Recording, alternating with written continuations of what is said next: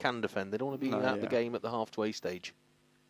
No, I mean, England are looking for plus 300, 320 plus now, easily, as long as these two can continue along. And that's gone through the fielder another one. again, a misfield. I think there's two deep fielders are going to get it, which they do. So they've run the one, which brings up the 150 for England. Not sure if the crowd have called up with that or our scoreboard's wrong, but that's 150 for my money, 150 for 3. Good partnership building here, these boys. They've taken 23.1 overs to get to 150 as... Oh, that's a little bit short as well. Looked like he dragged that down a bit there. Yeah, you just try and keep the length exactly what you want, really. That kind of, you can maybe get away with 1 and over, but when it's only blocked down, but you can't really drag it down that often, or we'll just get punished. I think that's the 7th different bowler we've got on now already. Is that still... Oh, LBW appeal. 56 on his back. They haven't actually... I mean, he's hit it. Updated the bowling fact sheet. Yeah, it sounded like it was bat on that, wasn't there? So it was a very optimistic appeal from the USA team. Can't quite see his name on the back of his shirt. Sure. I think the scorer's obviously waiting to find out as well because they haven't put a name up yet. Waiting for Benny to zoom in on his back here. What name you got? Yeah, there? 56. I need the name. I think it might be Jay again, is it? Is it Sankajurama? Sure. Pavilion end. He bowled 1 at the Forest end and decided it wasn't for him. Decided to swap over and come to this end, but I don't think it. Yeah, it's partly. Again, that's a little bit. Oh, it wasn't too bad. I thought he'd overpitched that, but it's just prodded back by Gordon-Lennox. I think he's maybe had his lesson there by having that swing and a miss at that ball at this end in the last over.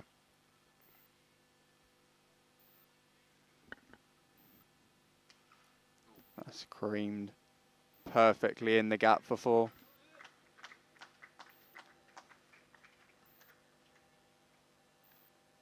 Hopefully they see where it goes because we keep losing these balls with that foliage down there, but looks like There's a he's whole found it first operation time. earlier, wasn't there? Yeah, down in that exact same spot. Rock back there, Gordon-Lennox on the back foot, just punched it through covers to get himself a boundary and move himself up to 15. Allam's now on 70. We've just ticked over the halfway stage, 156 for 3. Coming to the end of the 25th over. Again, that one boundary just... That's over. Yeah, and it's given Gordon-Lennox, he doesn't now need to go for that shot. He can be sensible, maybe try and get a 1. Put Allam back on strike for the last ball of the over. Well, like you say, the way there's that one sloppy ball, just wait for it and hit that for a boundary. Take a couple of singles. You're at least at 6. Yeah. If not, nudging up to 7, 8 and over, and that's going to get you. I mean, that's well over pitch there, and he's not really. Single. Again, misfield.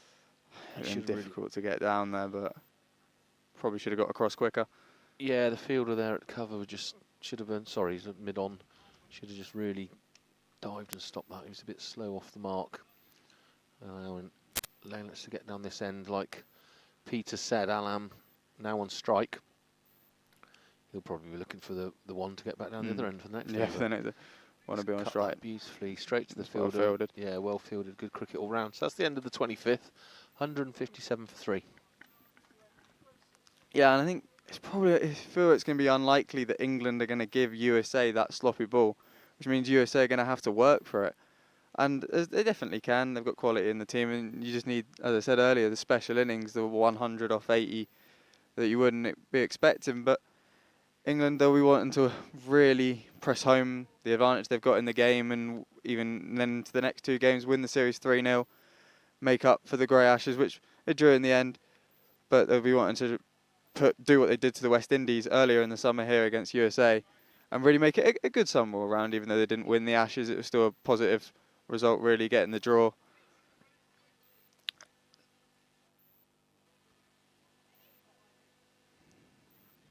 Gordon-Lennox will be on strike for the 26th over. And we will bowl it again. Yeah, Gill just lost his run up on the way in there, and no ball delivered. And we will bowl it again.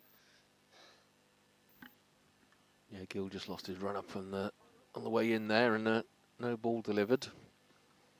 But it's yeah, it'll be tough. I mean, it's a quality outfit they've got bowling here. England, Mike Palmer, Kevin Watson, and the bowling we've seen from Mel Dobson and some of that's absolutely crunched, going through covers, but well fielded and restricted them to one. Probably could have taken the two. Indecision there on the second run. You do feel you never really know what dive, but he could have gone down there. You feel. No, yeah, as you were saying about the bowling attack, it is going to be very difficult for the USA because the England are so ruthless. We'll just punch there on the offside and well fielded by the USA fielder, preventing a run from being taken. Gill's gone for 1-4 and a dot, so keeping it fairly economical. As long as we don't have that sloppy ball, that's a bit short and off. It's well cut though. Lovely. Oh, yeah, another misfield. Could have stopped the one. It will instead go for 4, and that moves Alam up to 79 off 62 balls. And that kind of sums this innings up. No, definitely. That bit of play there. Team Ireland played a nice shot. It wasn't the best shot I've ever seen. You just cut it just wide of the keeper. And then the fielder, kind of short third man, was well in place to stop it crossing the boundary, and it misfielded of the keeper. And then the fielder, kind of short third man, was well in place to stop it crossing the boundary, and it misfielded it, and it ends up trickling over the boundary for 4 runs, which is added a lot of runs on the board for this England total at the moment. Yeah, and England will just, I mean, more of the same really, isn't it? You feel you're going to get these kind of opportunities. Alam will be looking for 100 from here, and then you just go from there. Yeah, this is the danger man that... oh, he's got him. That's commentator's curse. First up. Oh. Welcome to the club. Yeah, he'll be gutted with that. I mean, he's just cut away the last ball for 4. Looking to do the same thing again, but this time he nicks it straight to the keeper. USA will be delighted with that wicket. They needed that wicket. Gordon-Lennox hasn't really got going at the other end, but Alam, he was looking for 100, 150 there, so that's perfect timing for the USA. And they probably need another one quickly now. Press home the opportunity they've got here. Yeah, no less lose. He scored, was it 74 he scored? 79, I think. 79 he scored, 166 for 4. We've got one more ball left in the 26th over. Gill really deserving that. He's bowled a lot of good balls. Really, a lot of his boundaries have just been down to sloppy fielding rather than his 1,000 club. Well, hopefully he's not thinking about that. Just get the 9 away quickly. Get it done. And then you'd have to think about that for the rest of your innings, really, isn't it? Yeah, but again, you know, there's a lot of time left. We're barely halfway over we're barely past the halfway mark, 26 overs. So, you know, there's a lot of balls left to bowl in this game, and he'll want to get himself in and get a good knock, as will all the other batsmen left in to come. They'll still be eyeing up that 300 mark. A lot of time. You don't want to lose wickets. You're another commentator's curse, but you don't want to lose wickets. You want to try and get a good situation going, get a good, nice little 50 partnership or 50 balls, something like that, and then go from there.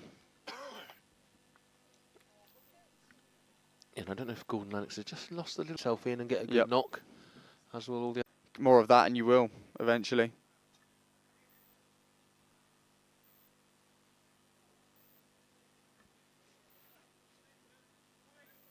But he is a lefty, Gayward, so maybe it's a totally different angle for him looking at this.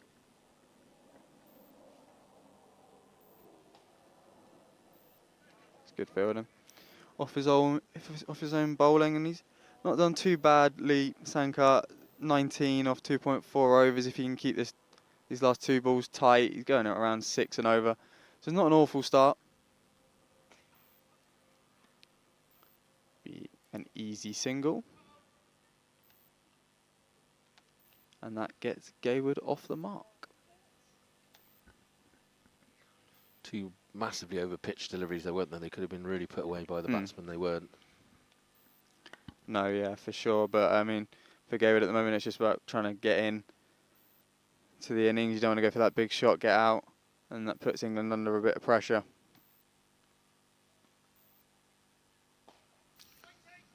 Ooh, Gordon-Lennox. Will he get 4 for it? Yes, he will. I mean, it's a tough stop down there. You feel he's maybe got to do better, but you can't be too harsh on the fielding. But it's good for England. 12 off the over, and they move to 178 for 4 off 27.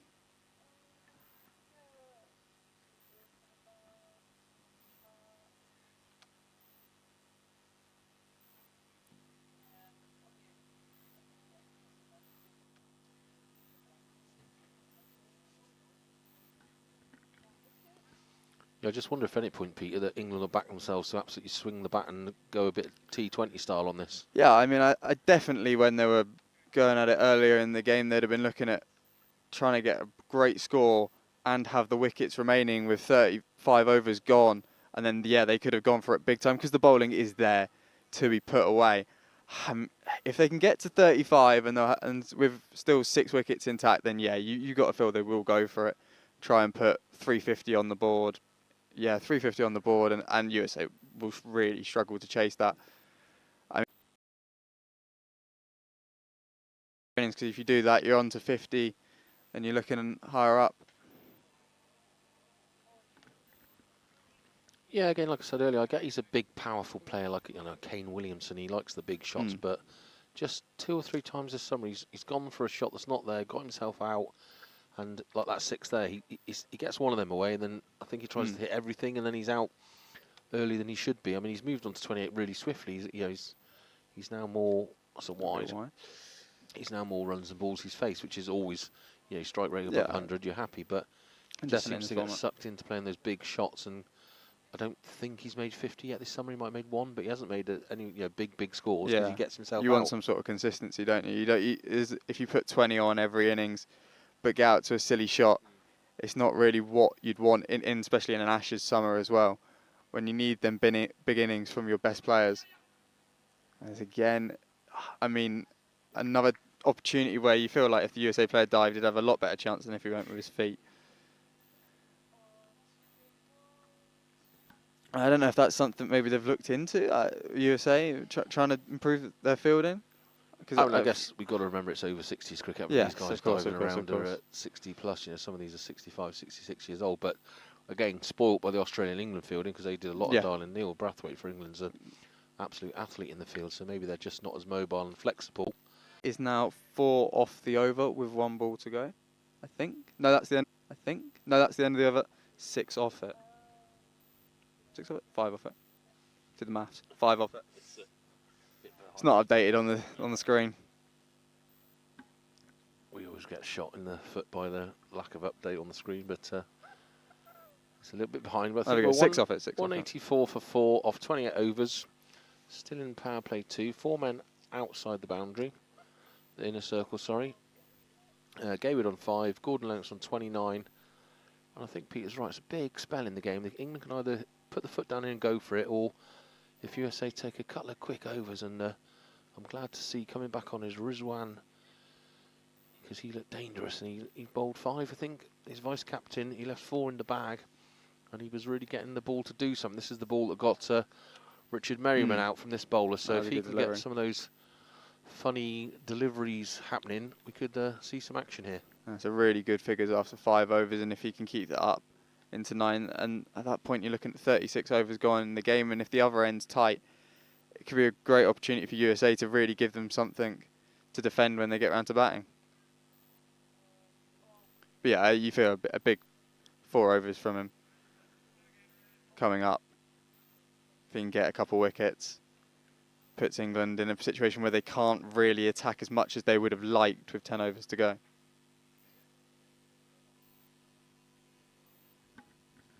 Taking his time here, Rizwan, just setting the field.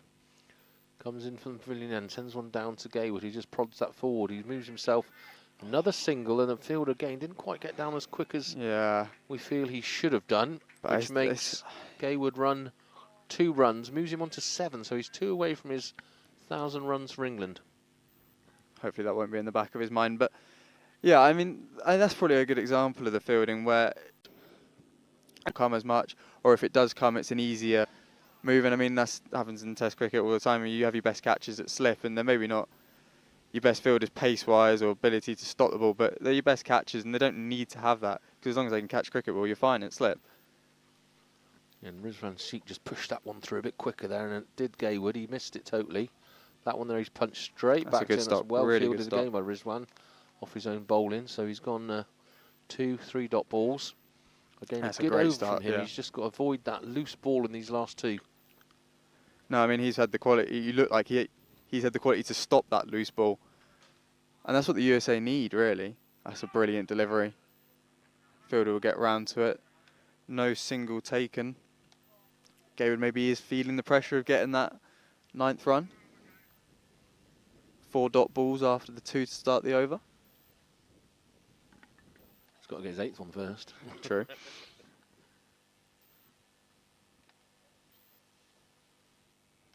He's going to have one opportunity here at the end of this over. 2 off it so far. That's a good shot down the ground, but it'll only be a single, but will put himself back on strike. No, they're going to go for 2. They're going to go for 2. And that's, yeah, that throw could have come in quicker, but they'll get the 9th. Nick Gaywood will get his 9th run, which moves on to, was it 1,000? Yeah, that 9 runs for Nick Gaywood gives him 1,000 runs for England over 60s cricket. He joins a illustrious club. Only a few have done it. And that throw in again from the fielder came and actually shied the stumps. Yeah, the umpire it was there a great accurate throw. correcting the Just stumps. could have come in quicker. Because the throw hit the stumps, so the umpire's got to put them back together. It was very risky, and they did hesitate for a couple of seconds as well. No, yeah, and I mean 1 over till drinks now until the 3rd power play starts.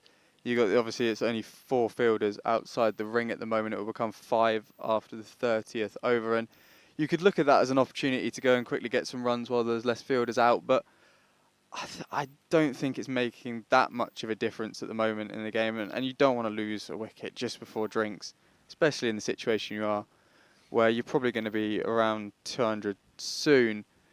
And then with 15, 14 overs to go from that point, you're looking at least 300 easily with 6 wickets remaining. So you don't want to be silly, lose 2 now, be 190 for 6, and then there's pressure on, looking at even trying to get 300. Where there's a real key point in the game, an extra 30 runs here without losing a wicket, and 300 becomes a breeze. So as we start the 30th over here, just seeing Steve Aston going through his stretching exercises. There, obviously next batsman in. Getting warmed up. We've got another change of bowling here at the Forest end. This is going to be the last over before we take drinks. And Shah is coming in to bowl here. I mean, all you're looking at is just to back up the other end. When you're only going for 4 at the other end, it's a really good over at this time in the game. And you just really want to be looking at, this is the 7th bowler? Yeah.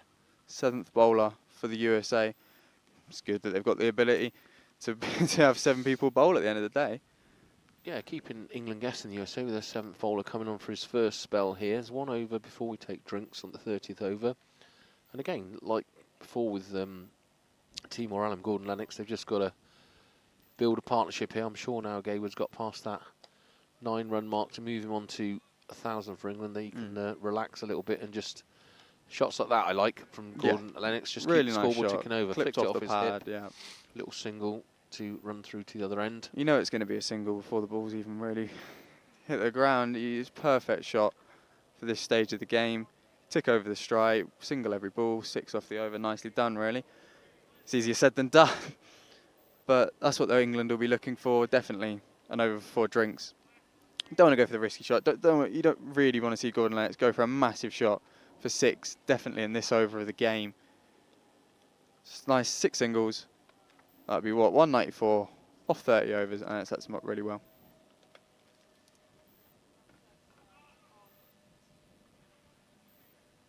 But this is impressive from the USA, I'd say. I think they've come here, they've been strong, made it a competitive cricket match, and that's all you can really ask for. Yeah, they didn't let the heads go down. First 5 overs when it was looking like an absolute trouncing. They kept to the task. The bowlers stepped up and took a couple of 3 wickets with catches that have kept them in the game so far. I mean, England could get away from with a bit of a run chase now, but they, a very good display of cricket from the USA. Small delay while we move the sight screens, but seems to be complete now. Nick Gaywood on strike for the second ball of the over. 5 to go before drinks. And again, this field has a massive gap in it from square leg right round to kind of third man. A huge gap. That's going to be a short fine leg, isn't it, to third man and square leg to fine leg, and that's There's a massive 30, 40 yards there of a gap, which I know Gaywood's had a look at. They seem to keep doing that, the USA, just leaving big gaps in the field. With this kind of field over where the commentary box is, you can't afford to bowl on the pads. And moving the guy over, which closes the space a little bit. Because if you even clip it off the pads, it's an easy 2. And you can't afford to give runs away that easy. So you have to bowl onto the offside. And then hopefully try and play it over cover if you're the batter. But USA will try and see that as an opportunity to take a catch. Try and get that wicket that they need, you would say, at this stage of the game. And it's a good over so far, only 1 off after 4 balls.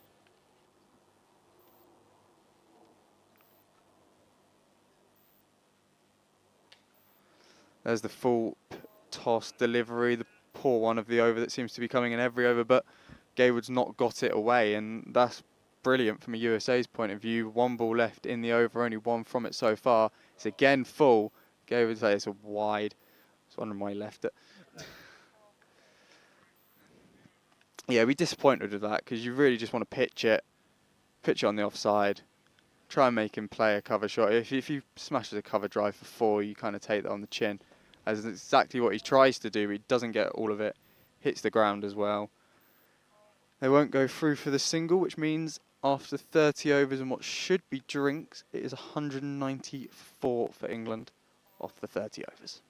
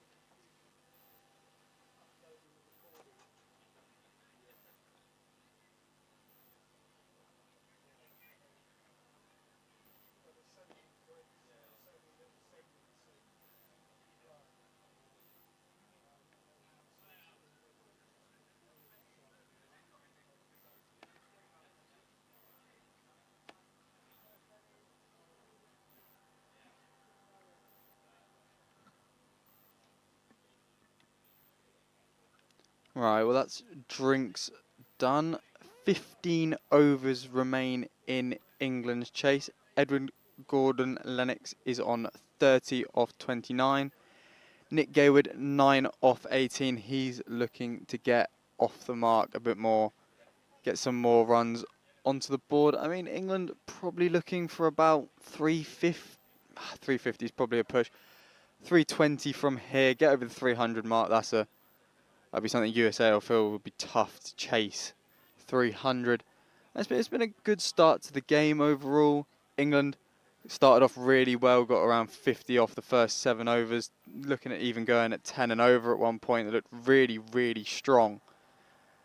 And then lost some key wickets of Neil Brathwaite and Mel Hussain, and then Richard Merriman got out to a ball that's stuck in the pitch, popped up to the fielder for 2, I think. And then from there, England pushed back well. Timo Allen got his 50, got a good 50-run partnership going with Gordon-Lennox. And then now Nick Gaywood's come to the crease with Gordon-Lennox.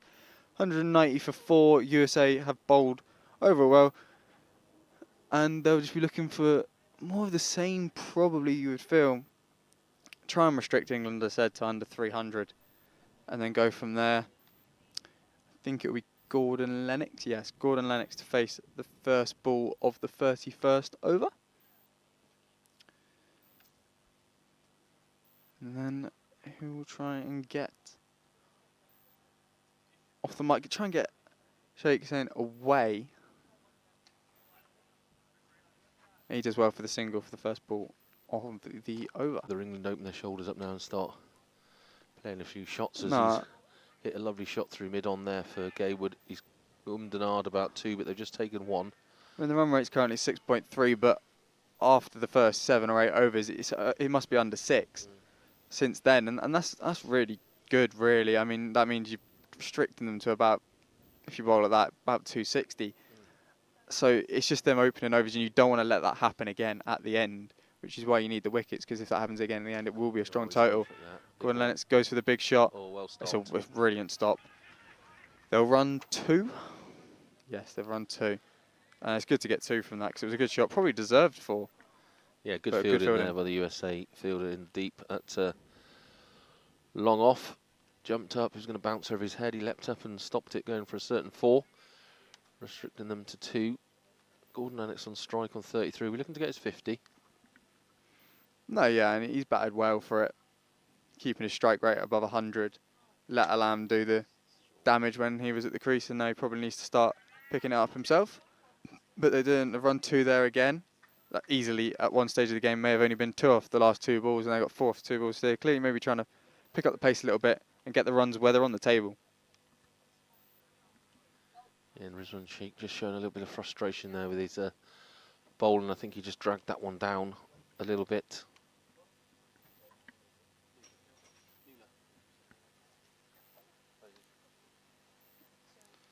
Last ball of the over, 6 from it so far. And then straight to mid-wicket. Oh. And yeah, that should have been stopped, you feel. The bounce slightly took it away from him. Yeah, to be But fair, he struggled towards the ball. And that's 4 from Gordon-Lennox to end the over, and that's a good over. I think that's a little bit of sideways bounce, to be fair to the fielder. It just caught him off guard. I think he thought he was on it, but the spin just took it away from him to give Gordon-Lennox 4 to end the over. That's 200 up. 200 up for England. 200 for 4 off 31 overs. And it looks like maybe Gordon-Lennox has decided to wield the willow a little bit here after drinks. It's a good time in the game to do that, because before drinks you don't want to lose the wicket, but now you've got to start going for it. And if you, I mean, you'd probably look at it 35's the over that you always think, try and start going for it in a 45 over match. But to do it when you think you have the ability to go from 30, you can put on so many runs. I mean, the run rate's now gone from 6.3 to 6.45 in a matter of balls. That can creep up to 7, creep up to 8, and by the time it's crept up to 8, it's a really, really good total. Chenton Shah's going to come in from the forest end again, just again reshuffling the field, sending the fielder out to the deep because he gets the feeling the bat's going to be swung. He's good first over for just 2 runs.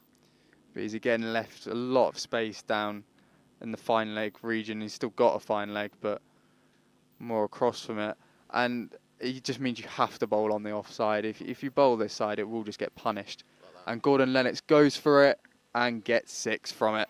I mean, he's put it straight to where the fielder is at mid-wicket, but it's gone over him. A good shot, punished the bad ball, moves himself. Oh, it's Nick Gaywood, sorry. Yeah. Nick Gaywood up to 16 now. Does well, though. Yeah, it was a full toss again, and Gaywood just dealt with it and smashed it straight over the boundary for 6 runs.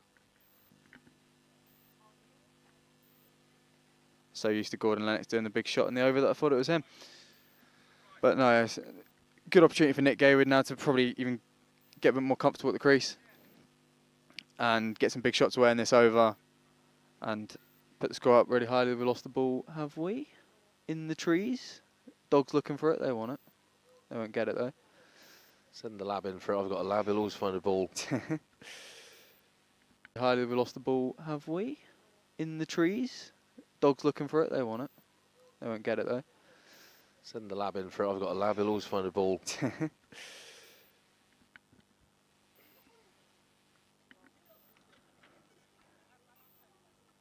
He's moved the fine leg in, but still, yeah, inside the circle now. Gaywood defends. So now, have they only got 3 out of the circle? Yeah, they've still now only got 3 players outside. Hold the momentum, make England go for the big shot, and you got a ball offside to this field. Oh, he goes for the big shot over cover. He'll get the nick off it, And will it run away for 4 down to third man? No, but they've ran 3.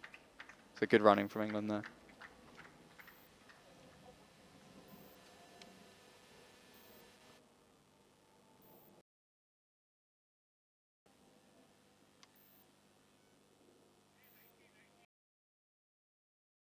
So having had that really economical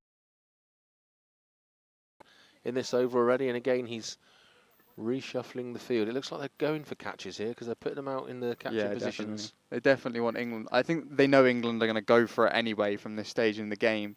So they're giving themselves the best options to get some wickets. But they've now got 4 outside, all on the offside. Oh no, they've got 1 down at deep mid wicket. So they've now got their first time they've had 5 outside the ring now in this power play 3.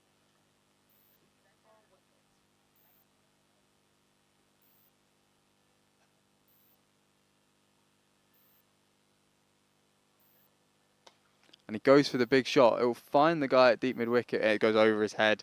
A great shot from Edward Gordon-Lennox. And that's now 15 off the over after the first 5 balls.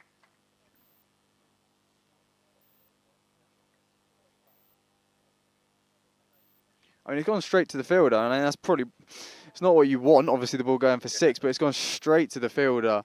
Just gone over his head twice now in this over. The 2 sixes, both perfectly on the field, and that's promising for the USA. You don't want to switch it about too much. You can't really switch it about too much. You just got to hope the opportunity comes for you. For the big shot again, it's gone straight where the fielder is again, but way over his head, into the trees for 6. 3 sixes in the over, 21 from it, and there's your sign of intent. Yeah, it's the perils of being a spin bowler, isn't it? You want your fielders out there for the catching game. You want them to miss time one, but the 3 sixes there are absolutely smashed over the boundary as Gordon-Lennox gets to his 50 in 68 minutes. 50 partnership as well. This is all perfect timing from an England point of view. It's nightmare for USA. They'd have wanted to keep the first 5 overs after the second drinks break really tight, put a lot of pressure on England, get a wicket, and England are now up to that 221 for 4 with 13 overs left in the game. They'll be looking at 10 and over. I mean, they just got 21 off one, so maybe 21 and over, but 10 and over from here gets them to 350, and that's a brilliant total. Yeah, Lennox getting to 50 with a strike rate of 141, so that's a good hit, and he's had 3 sixes already. And the USA team are really shuffling this field around now and trying to curb that run rate that England are getting to. Yeah, and I mean, he got himself into the game, would be what I say. He's batted slowly. He didn't need to go for it when Timo Allen was at the crease. And then Gayward started slightly slowly. So Gordon-Lennox has picked up his game. Gayward's now picked up his game. And if they both pick up their game and they don't get out, then they're on for a great total. And we're going to see our 8th bowler now for Ashok Patel coming on from the pavilion end. So they're really mixing it up here. And again, fielders out in the deep looking for the catches. They know England are going to go for it. So they're starting to put the fielders out. That's just dabbed down to point and it's fielded well. I mean, that looked like a really, really good delivery for your 8th bowler. Yeah. Thrown back in, just a single taken. Decent first ball by Ashok. But maybe this is a plan to try and keep him for the death. Bowl, where you get, what, 6, 7 overs out of him now. Maybe that is a plan they have to leave him till the end. Nicely tickled down to third man. And it's coming slowly, so they'll run 2. It's going to be tight. The throw-in is an underarm throw. And Gordon-Lennox will get back for 2. See if that scoreboard updates, or are they on the dreaded 2-2-2 double Nelson? No, 2-2-4 for 4. Lennox now on 53. Gayward on 20. Short delivery again, just clubbed back through covers by Gordon-Lennox. I think they're just going to run the signal. Well fielded, or are they on the dreaded 2-2-2 double Nelson? Yeah, not every over is going to go for 21. That was just acceptable. 21, even with how well the start was, you can really anticipate that was the norm. That was just 2 openers playing brilliant cricket. And now these 2 are now that's poor fielding from the bowler. Allows the single, and you can't really complain because it's off your own bowling. But yeah, I mean, it's still 5 off the over now, 1 off it, 6. Scoreboard hasn't updated. Okay, so I think that's 6 off the over still though. Yeah, I think it was 6 because the last ball was a single. So update it to the 5th now. So that's a good over, really, at this stage of the game for both sides actually, because I think USA will be happy to only go 6 off it after going previous one of 21, but England will be happy, 6 off the over, keep rotating the strike.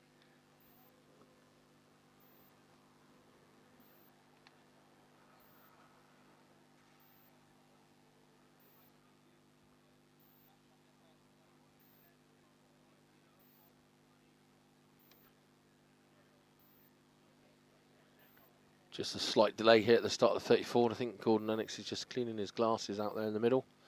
Bit hot and sweaty out there, I imagine, in these temperatures, and he's giving the old rims a clean before we start this 34th over. It's 2-2-7 for 4. Gaywood on 21 off 26. Gordon-Lennox on 55 off 39. 12 overs remaining, and England are currently going at 6.88 and over. Yeah, I mean, you'd be amazed if that doesn't rise, that run rate. And there's no reason why it shouldn't either. These two are now both set. They're both in good rhythm, and you'd hope that it would continue along. The good pace it's going at now. Yeah, they've got a lot of firepower left in the clubhouse, so you know, if you're going to swing your bat and get out, it's not a problem. There's a lot of batsmen to come in still. No, I mean sometimes that is the best way to move your side on in cricket is to get out. But I don't think these two at this time will be thinking about that. Just trying to get to at least over 35, 36 without losing a wicket, and just trying to advance the run rate, advance the scoring, and put themselves in good positions for good individual scores as well. I mean, that's not what they'll be thinking about, but they're thinking about the team score. But Gordon-Lennox is set up well with the first ball of the new over. He advances down the wicket, smashes it to mid-wicket. It will only be a single as the fielder is out there. Yeah, I don't think, in all honesty, the bowling is good enough to worry them. I think the only way England batsmen are getting out now is if they do mistime a shot and stick it straight down a fielder's throat. I think bowling isn't quite of a high enough standard for the quality of these batsmen. And that's something that would worry you. That's why you wouldn't go for the big shot earlier on in the game, because you don't want to get out playing a stupid shot, mistiming it. But now the reward is way higher than the risk for that kind of thing. If you time them all in the over, you're 36 off the over. Mental overs that we've seen in the past. That's a great shot. Pulled away for 4, and more of that is exactly what England would want.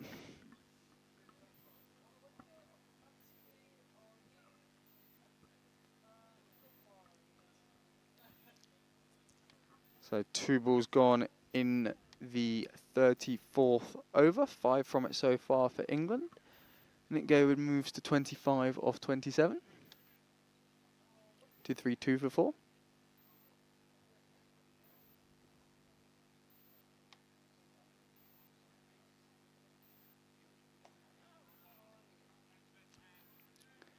I mean, this bowler's gone for 44 off his 4 overs. That's definitely not ideal. I presume he bowled at the start of the game. And coming back on, after you've been hit around the park, he's probably one of the only bowlers that has been hit around the park in this game. You just don't want it to happen again. 2 to 10 are plenty. And if the fielders are out on the ring, they're probably not going to get in. And even if they do get in, you feel like you can take on the throw. And that's why so many 2s in the professional high elite men's game turn into 1s, because you just don't want to take on the throw at certain points against a big heave-ho that's missed, but it is a wide. So you get bowl that ball again, which was the last ball of the over. The next will now be, and that is the 8th run so far for England off the over, which marks a good over at this stage of the game, especially if you get something off the last.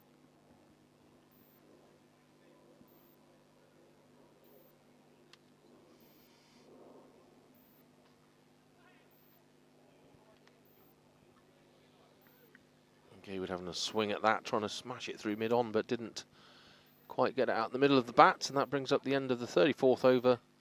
2-3-5 for 4. Yeah, 69 runs from 49 balls in the partnership, so these two have ticked along nicely with each other on the crease. And this is exactly what England would have wanted coming off the drinks break. Coming off their land wicket, they've just really pushed home their advantage. And it could be a blockbuster last 10 overs, last 11 overs, if these two start going and swinging their bats around. Because genuinely could be your 10, 15 and over consistently.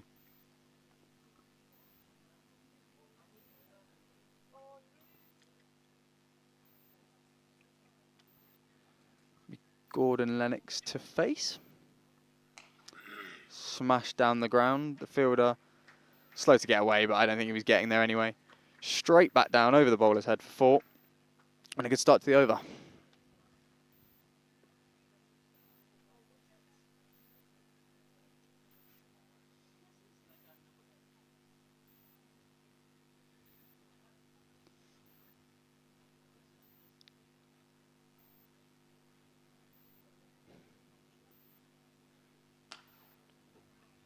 Similar shot this time to the fielder out there. They'll only run the single. Gordon-Lennox now up to 61 off his 42 deliveries. I mean, at one point he was going under a run of ball, so that shows how much he's moved on in the game.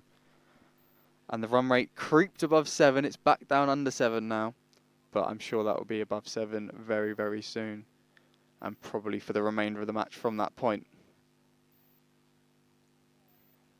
But that's the chance the USA won when they got a lamb out. And that'll be really disappointing, because I think they'd have been pleased with how they've fielded so far. Okay, there's been errors on the side of the field, but that's all stuff with their feet instead of diving down. That's the first big chance missed up. That's a solid single down the ground.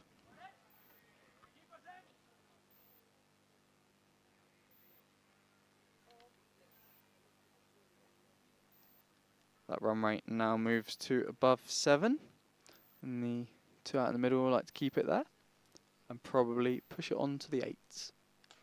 That's exactly what Gordon-Lennox does. Down the ground, smashed over cover for 4.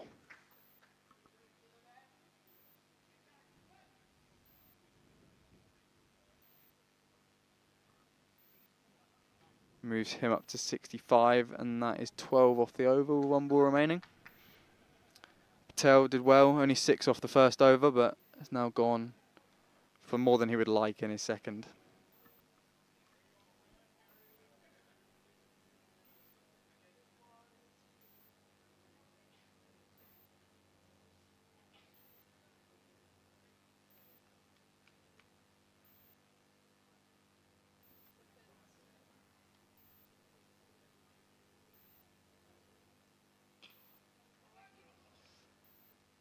Run the single.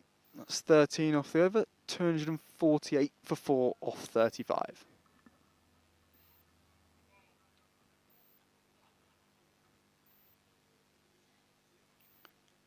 So, I mean, what total would you be wanting England to get from here, you feel? I think they'll be targeting 350, won't they, at least, off this at the moment. 35, 10 overs to go. I don't think it's all going to go their own way. You saw from that. There. And he advances down the wicket. Doesn't get a hold of it. We'll get the single, but that shows exactly what England are planning to do with these final 10 overs. Yeah, and I don't think the fielding's been good enough. I mean, I know they've taken 3 good catches, but apart from that, it's been pretty poor. Keep going down with your feet and not diving and stopping it. They've probably given away 50, 60 runs in boundaries that they could have stopped with their hands instead of their feet. Yeah, and I don't know. Obviously, I've never seen USA play before at this age of cricket. I don't know if that's a common thing or if today, and that's another situation that should have been even. That shouldn't have even really been 1. And it's gone away for 4. Just punched. It's not even really a cut shot. It's more just a dab down to 3rd man, and it's somehow gone for 4. And England will happily accept the runs. But yeah, the USA will be disappointed, I think. Even though I don't know. It's a tough one. It depends what they. Stronger than side, and again, just a simple field. Is dropped, and they come through for an easy single rather than putting any pressure on the batsman. I wonder if they're targeting that fielder. That was probably. It's very directed at him, that shot, I feel. Whereas it could have probably have been cut more finer. But I guess they're just trying to take the opportunities that have pretty presented themselves in this game. And that's the 8th run off the over. 2 balls remaining. Gordon-Lennox goes for another big strike down the ground. He'll only get a single off at this time as the 2 fielders converge. England were looking for 2 there, and they probably could have taken it. And that says all you really need to know, because it was a simple single. I think everyone on the ground would have expected it to be a single. But they were looking for the 2. They were trying to get the 2, and they probably could have got it if they went for it.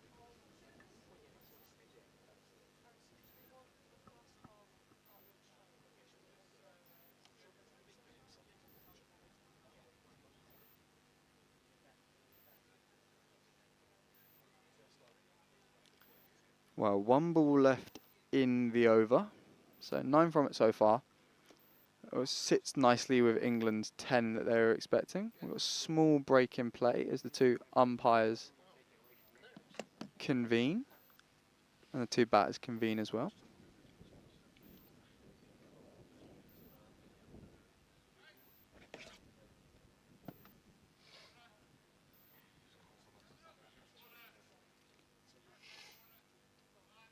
Not entirely sure what this small break is for, as Harrison Burrows joins me in the commentary box.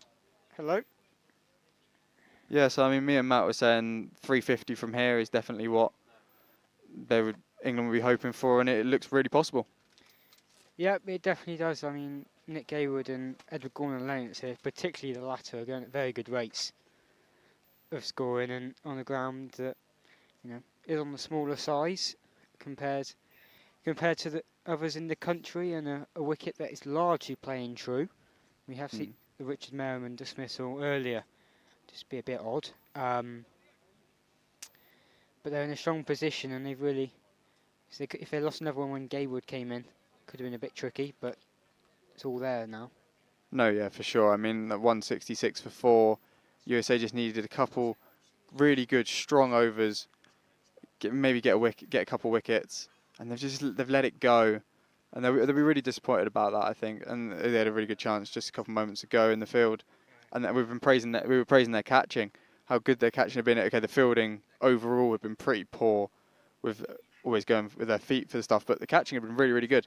And I think they'd be disappointed to not take that catch, get a new batter to the crease at a time where they desperately needed it to keep themselves in the game.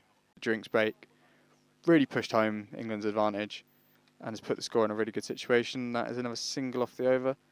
10 off it with 9 overs to go. England are 258 for 4.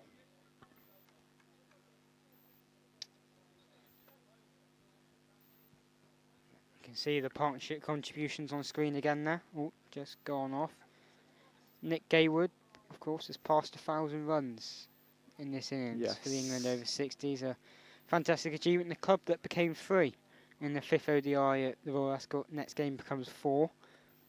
Gaywood alongside Hussain. They've been 2 of the newer players in the set going back a few years now, but been constants throughout and particularly scoring runs. Yeah. No, yeah, and it's really pleasing to see. And a good innings, we were saying, from Edward Gordon-Lennox today as well. Yeah. Which is needed. Yeah, runs haven't always come easy, unfortunately, for the skipper. As Gaywood delicately plays one down It's wide. a really nice dab. And again, feature of the whole innings, good running, come back for 2 there for Sanderson, who just really left the 30-yard circle. Yeah, and this ground looks like one that you can get 2s at, even though it's not the biggest ground. I mean, I don't know if that's maybe more down to the fielding, if anything, but there's definitely a lot of 2s available, and England have taken them on a lot of occasions and haven't risked that much in doing so. That's a nice, another shot for 1. What should be 1. Another set of poor fielding, but only 1 this time. It's just good strike rotation. If the bad ball, the ball isn't there to hit for a boundary, you don't need to force it. Plenty of runs out here, as you were alluding to there, Peter.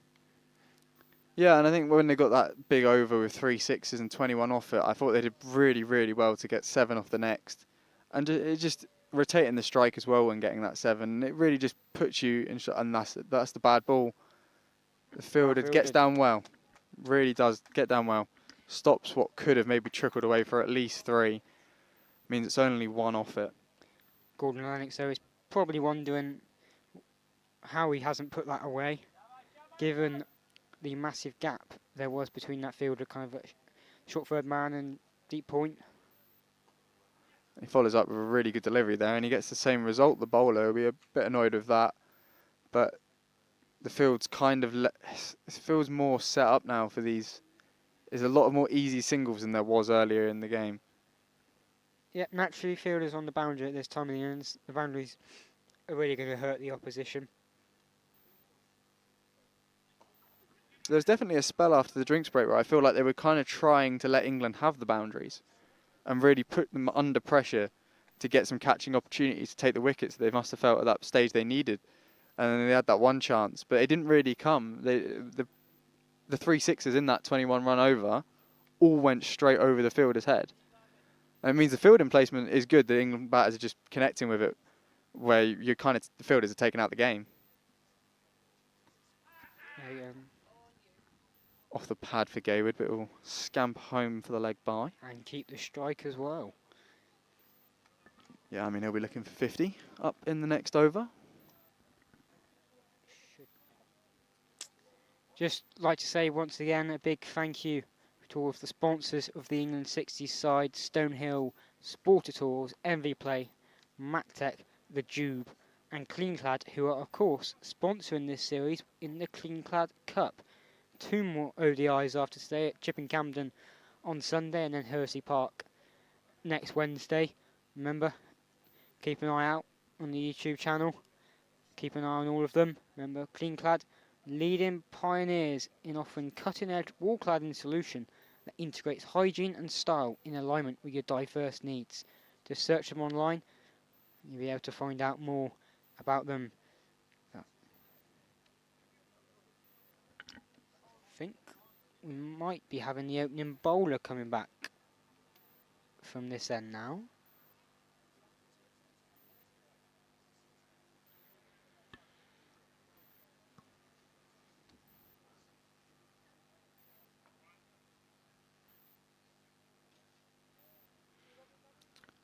Well, it's Nick Gaywood on strike for what I think is the 37th over? 38. 38th over of the game. So 8 overs remaining for England. They'll be looking for maybe 80 off it. I think, yeah, you have to. That single brings it up. Gordon-Lennox on strike on the 70. Needs 30 more himself. Yeah, I mean, Gordon-Lennox's strike rate in that 100 partnership is exceptional, really. Over 200.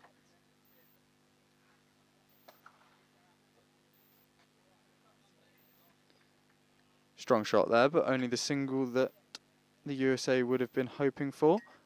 Looking for the overthrow, but well stopped by the bowler.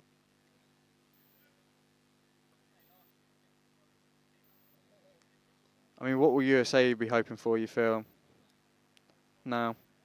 I mean, they'd probably be hoping for someone under 320. Which is just going to be so difficult to chase, isn't it? I think regardless from this position, it's going to be a tough chase for them. But they've battled well out there, and they're still plugging away in, this warm weather deep into the innings. If they're taking that chance off Gaywood a few overs ago, who knows what could happen in the final overs, but they're still in the contest. I mean, that is...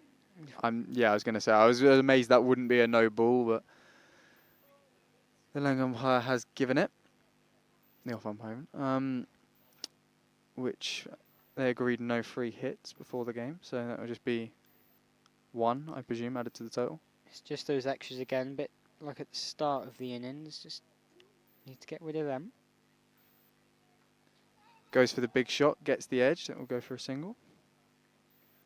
Can see Gaywood's really trying to open his arms up and try and clear the ropes, but on each occasion he's mistiming it or edging it so far, and maybe just needs to keep going and stay in his zone here, because he has got his captain going well at the other end.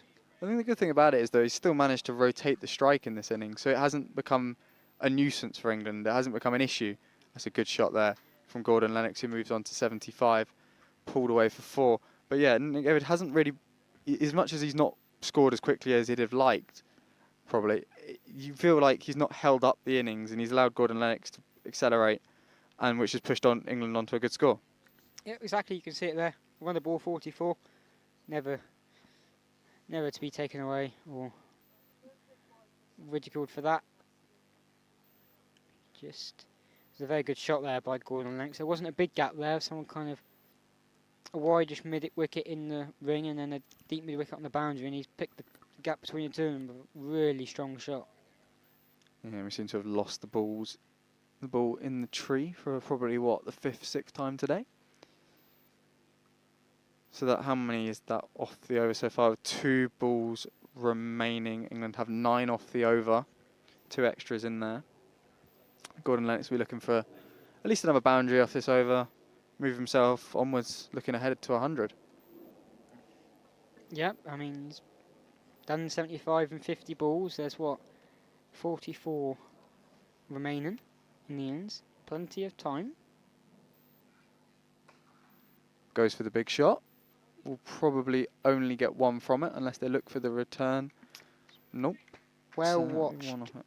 by that fielder. There was a late bobble as he was picking it up, but he had his body behind it. And that's what the USA have struggled with so far in this game, to get their body behind the ball. So even if you do make a mistake, you're guaranteed to at least stop the ball.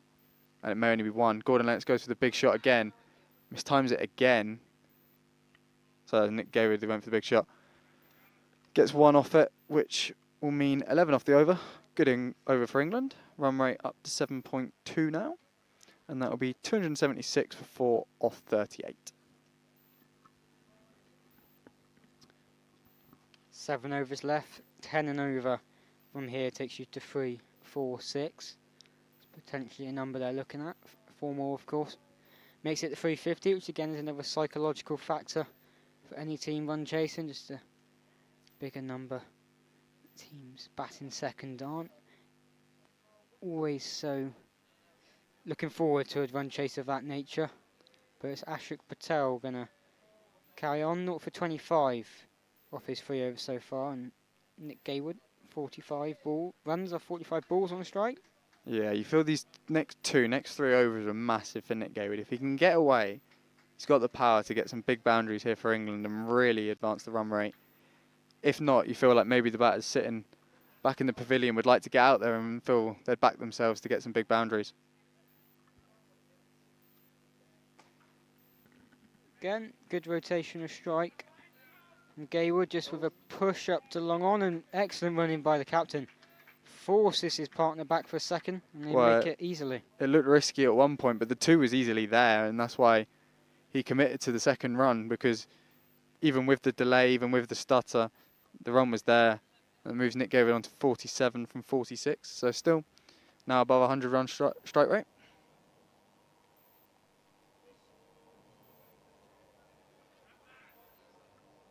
Nicked down to point for a single. Nick Gayward moves on to 48. Gordon-Lennox moves on to strike. 2 balls gone in the over. I wasn't nicked, it was off the pad. There you go. Ooh, and that gets caught up in Gordon-Lennox's pad, but luckily not in line. A rare dot ball as well, which will be welcomed by the American team. Yeah, there hasn't been many of those, and there was one stage of the game where they were getting some more, and they were really putting England under a little bit more pressure, but England have been able to really well rotate the strike, and that's a great shot from Gordon-Lennox for 4. Nearly takes out a satellite there by the fence, but he's picked the gap over deep mid wicket and erased that dot ball already. Yeah, and the gaps have been there. Definitely long shot from Gordon-Lennox. Yeah, could have only been a single, but they'll scamper back for 2. And that is the end of the over. And England get 11 from it.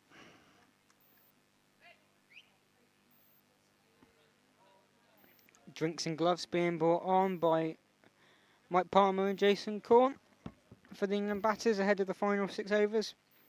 Important to stay hydrated in these conditions, and that is also Edward Gordon-Lennox's highest score in an England 60s international, gone past his previous best of 83 not out, on 84 currently off 55 deliveries.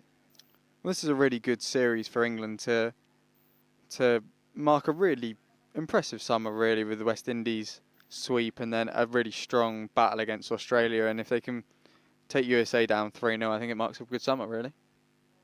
Yep, they'd be obviously annoyed they didn't get over the line in the Grey Ashes opportunities in the 1st and 5th ODIs. They'll probably look back and think maybe should have won those games, but to go toe to toe with Australia and kind of, if they can go 6 from 6 against the West Indies and USA, be a very good achievement ahead of whatever lies ahead in the winter for the team, and of course a World Cup in August next year. Yeah, and it's just a good series opportunity for the players to get big scores, rebuild some. We won't need confidence. They've played well enough that they'll have some good confidence from the Australia games, but this is a great series to get some confidence back into the players and hopefully get 3 wins on the board, like you said. Yep, and also maybe for some who haven't got maybe some runs at international level before, it could be a good opportunity to get some and prove to themselves they can do it ahead of bigger matches to come. But got Naki about to, oh no, change of bowler, number 99J is back on to bowl.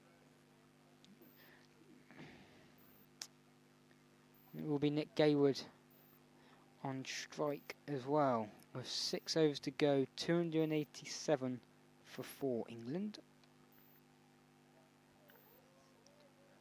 Yes, Nick Gaywood 3 runs away from his half century. I'm sure he'd love to bring that up in 1 ball. But just more rotation of the strike is exactly what England need. A couple of big shots in the over and it gives them 10 off it, and that's played perfectly into their hands so far. That'll be a single, knocked down to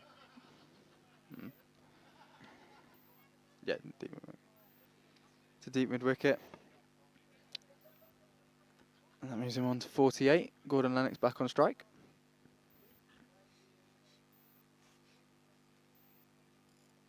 Bowler just checking his field here. Umpire now checking it as well, make sure it doesn't go against the rules. An extra man kind of in close there at short mid wicket, goes back on the ring at mid on. Very well bowled there by Jay. He's got a mid. See his frustration though. Felt he should have taken it. It's another missed opportunity. But yeah, I mean when the ball came off the bat, he probably didn't even think he was in play, but the ball came down to him, and yeah, it was a good opportunity. But he's in with that single. Ed continues into the 90s as well now on 91 or 57 deliveries. Yeah, I mean, this is a stage of the game where they both could be looking at their own individual milestones and getting a bit nervous, where they really don't need to be. They can just play how they have been playing. They'll get past those individual milestones and then be really on with 5 overs to go to set a really good total. And they come back for 2 for Nick Gaywood's 50, and they'll complete the run, which means Nick Gaywood's 50 comes up in 49 balls. I think you've gone prematurely there, Peter. Oh, it is 50. I'll take it back. Very good knock from the left-hander, carrying on his form from the Grey Ashes, where of course he played such an important role in that 4th ODI win at Sparsholt, with an unbeaten score in the 60s that day.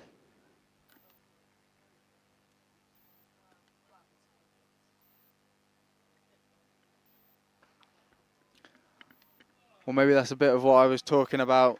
It looks as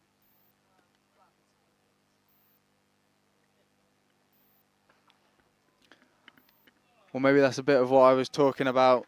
It looks a 6 from here, and it is a 6 for Nick Gaywood. He's got past that 50 milestone, and he's. It's clearly been a shot that England have wanted to play for the majority of the game. Down the ground, big 6s. And you've kind of got to really feel how you can change your bowling up to not allow them to do that at this stage of the game, because there's no risk anymore. If you get out, you get out at this stage. So you're going to go for that big shot for 6. And if they time them all, it could be really damaging to the total for the USA. Well, I think naturally, given the American style of bowling, typically slower spin, it lends itself to that, and it's hard to almost take it away. Gordon-Lennox adds Race away for 4. 4 more to his total, on to 95 now. 1 shot away. Captain. Yeah, I mean, England will be expecting over 350 now, which marks a really good innings from their point of view. Started off really well, had a little, I mean, you can't even really call it a blip, but a small halt to the insane rate they were going at the start of the game, but now really into a good spot. As Gordon-Lennox looks maybe even for his 100 off this ball. He'll tap it away for 1, and that puts Nick Gayward on strike. Gordon-Lennox's 60th ball there, 96 so far for him. Gayward 40 behind him on 56. And again, Gayward rotates that strike very well. Gets his captain. He's been finding those, clearing those boundaries with ease back onto strike as we're in those final 5 overs now. Yeah, Nick Gayward will be really happy with that. He's maybe not been batting as well as he'd like, but he's got Gordon-Lennox back on strike. Ooh, bowled up to Patel, the bowler, off what might have been his neck or his face. But a good stop. He'll be happy with that. Dot ball. Not so many of those in the most recent overs. So he'll be delighted with that after the 4 off the first ball. Gordon-Lennox down the ground. Probably only be a single. To put Nick Gayward back on strike for the last. 7 off it so far. A decent over for the Americans so far. Keep this ball to a single. Only 8 off it at this stage is very good. Well bowled, Ashok Patel there. Just 8 off the 41st. Very good effort in a run-heavy game.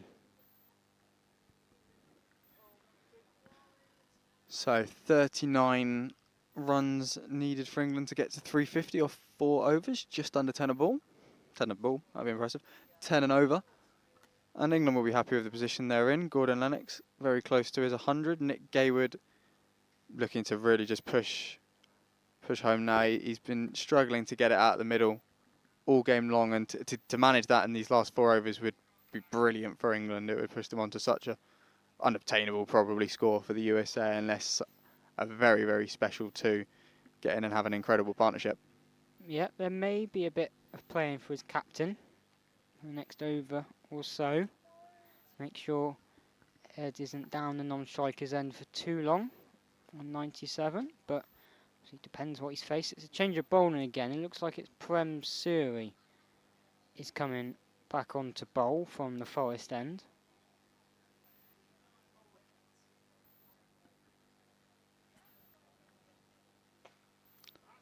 That's a brilliant sweep for 4 from Nick Gayward off the first ball, and that is the exact ball I was on about earlier, that they can't bowl if they're going to set this field, because it just gives such an opportunity for an easy 4, easy 6.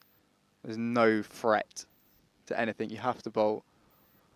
I mean, they're just expecting them to go down the ground now, I think. They've not really got much fielders on the offside even now. That's up in the air and will travel for, I think it's just gone short, so that'll be 4 for Nick Gayward. 2 fours to start the 42nd over. Very good batting again from the left-hander, taking advantage of what he's offered up as Steve Aston next in walks by. Undoubtedly probably wanting to get out there himself.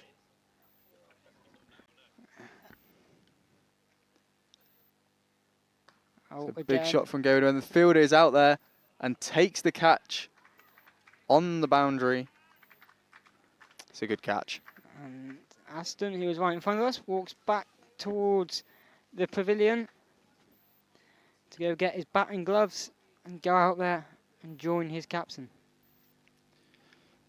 Yeah, I mean, Nick Gayward finally got going, and then first 2 balls of the over, got 2 fours, finally got out of the middle. So he'll be really disappointed with that. That was a brilliant opportunity to start accelerating the runs from his point of view personally. But Steve Aston will be, I think he'll be pretty happy to get out there in the middle. I think he'll expect that he can put some runs on the board here.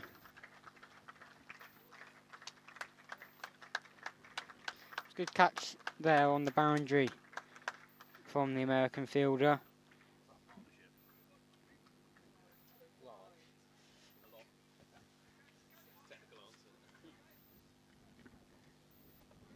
Fielder had the boundary to contend with as well as catching the ball, and he did both things perfectly on that occasion. Yeah, he did look very, very close to it, but to be fair, with no rope, you can kind of As long as you look like you've done it, you'll get away with it. Bhavani Pededa, the fielder's name, who took that catch. But there's another sign of USA's catching being pretty solid. They had the one chance, but they got caught in the sun, and the other 4 opportunities they've had, they've taken them all. So they'll be happy with that. They won't be happy probably with their overall fielding now. I think there's been too many runs just let go, but their catching, though, I think they'll be really happy with. Yep, I mean, they can take some.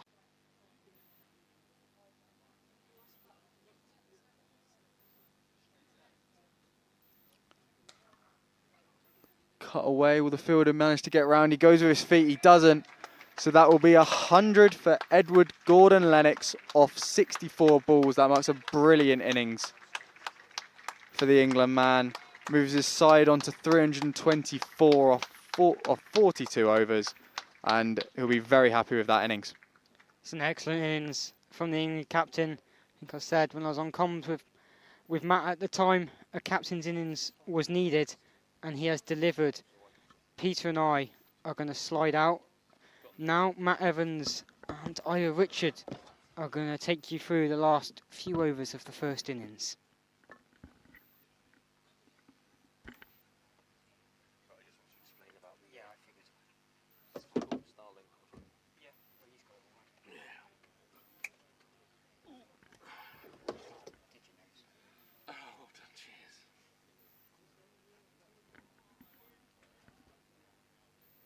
Brilliant, Edward Gordon-Lennox with his ton up. Thanks to Harrison and Peter for running that for us. It's 3:24 for 5.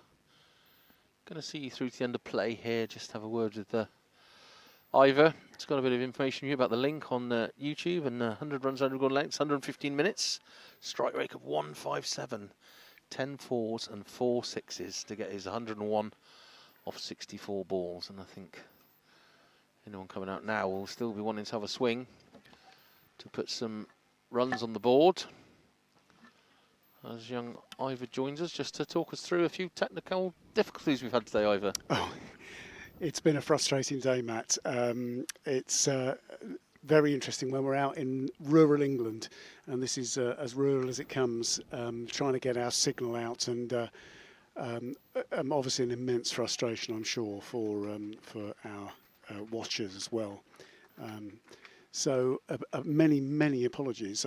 But I do want to say today's coverage, our commentators and our vision mixer and camera operators are all students from the University of Gloucestershire and have done an absolutely fantastic job, which makes it doubly frustrating, of course, when you know they're doing a fantastic job and yet the signal getting off the ground is problematic. For those of you who are technically minded, we have a couple of options.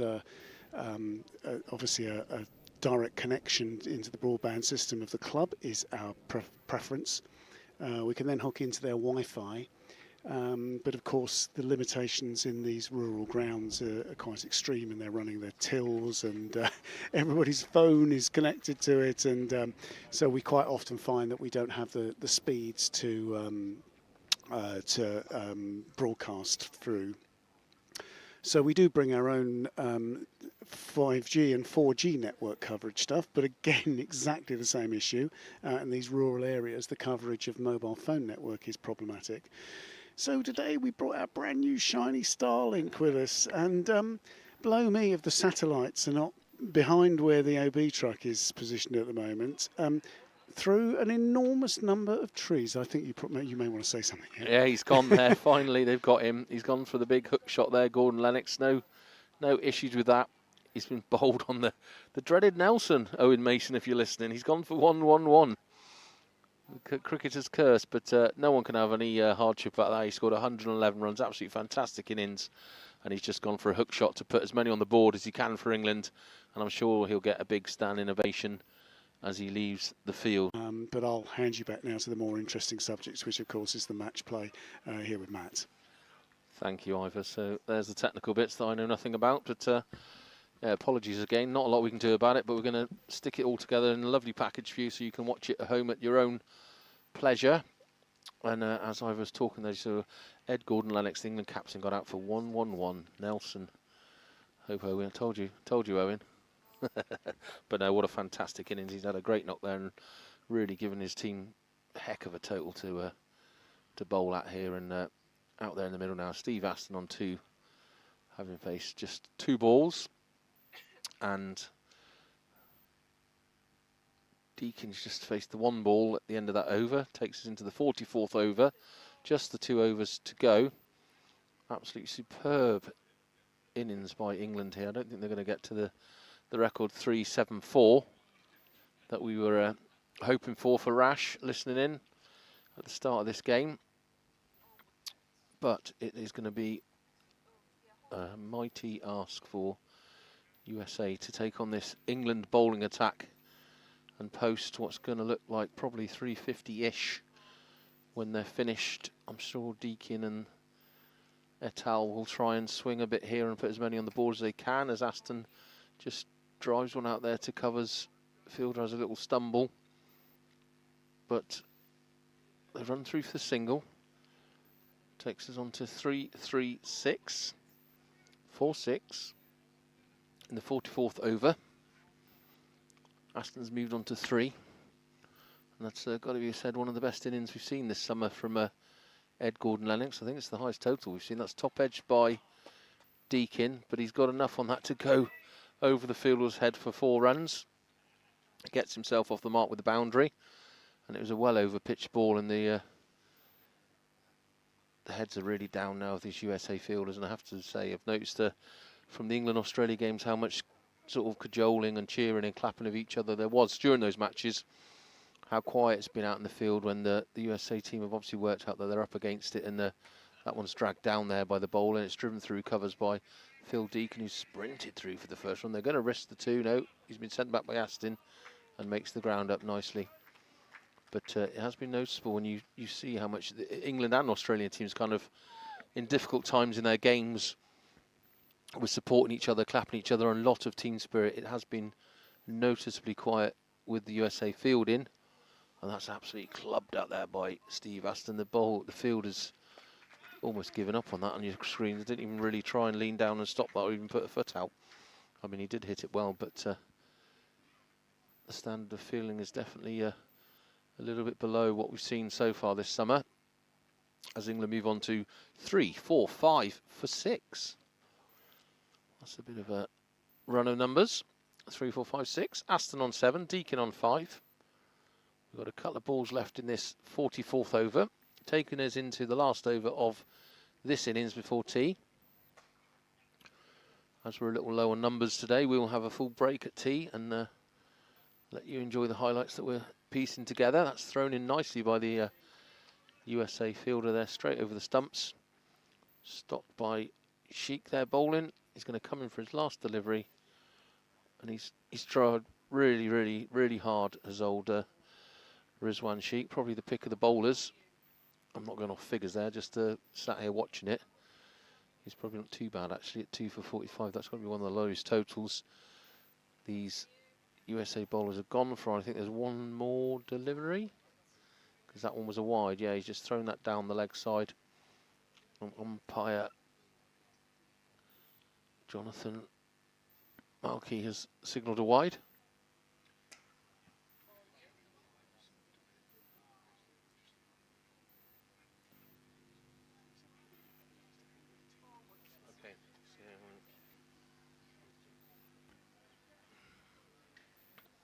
So that's the end of the 44th, and we will be carrying on the live coverage this afternoon for wide. They've decided to go for the 2. Deacon's got to get a wriggle on. He's absolutely misfielded it there. Patel at the bowler's end. He was about 3 yards out of his crease there, but the bowler dropped the throw in and missed the chance to stump him.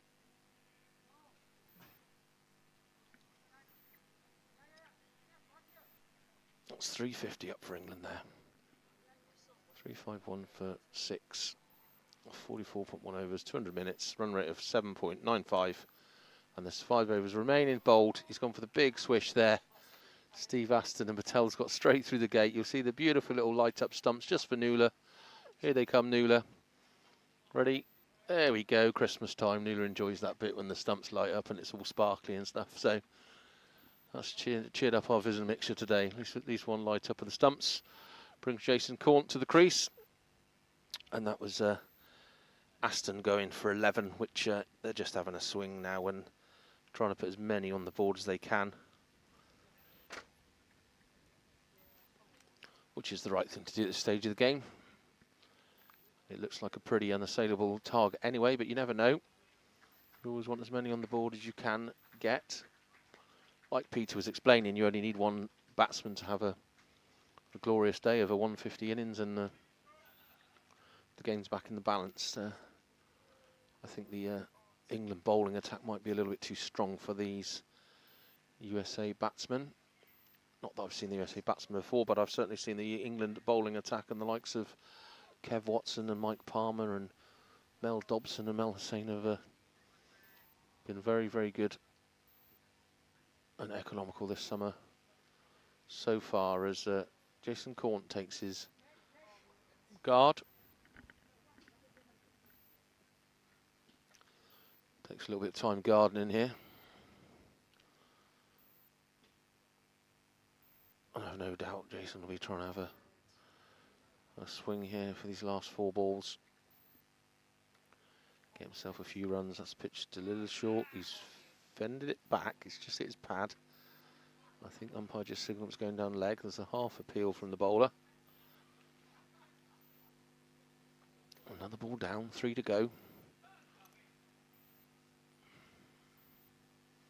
Patel comes in, swings one over. Cornt has a little swing at that. Back to the bowler, straight at him. Deacon had a little jog down the wicket there, 3 or 4 paces, and managed to get back. I think his teammates on the bench enjoyed that. There's a little scramble back for a bit of fun.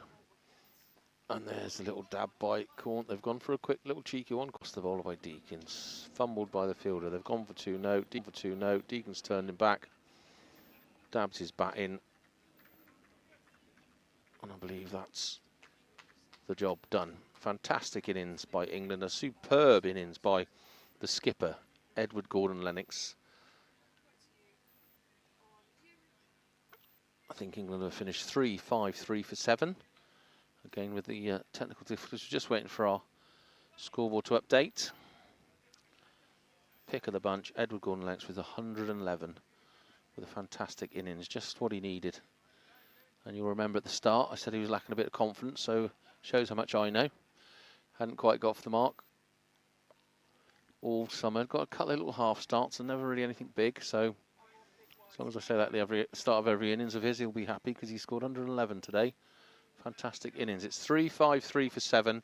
England have scored. As you see, the 2 last batsmen leaving the pitch. And we're going to enjoy tea. And you can come back and enjoy us live after the tea break.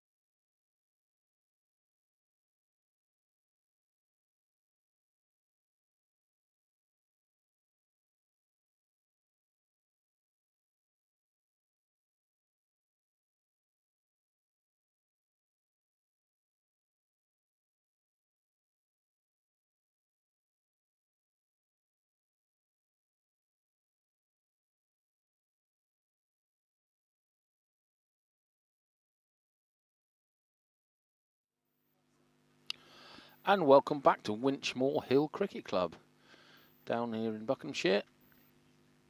We are just seeing the England boys warm up on the cameras, as you can see. Ravi Suri. So looks like Ravi's in and CK's in, and Mike Palmer's going to bowl first. Big chase on their hands, Peter.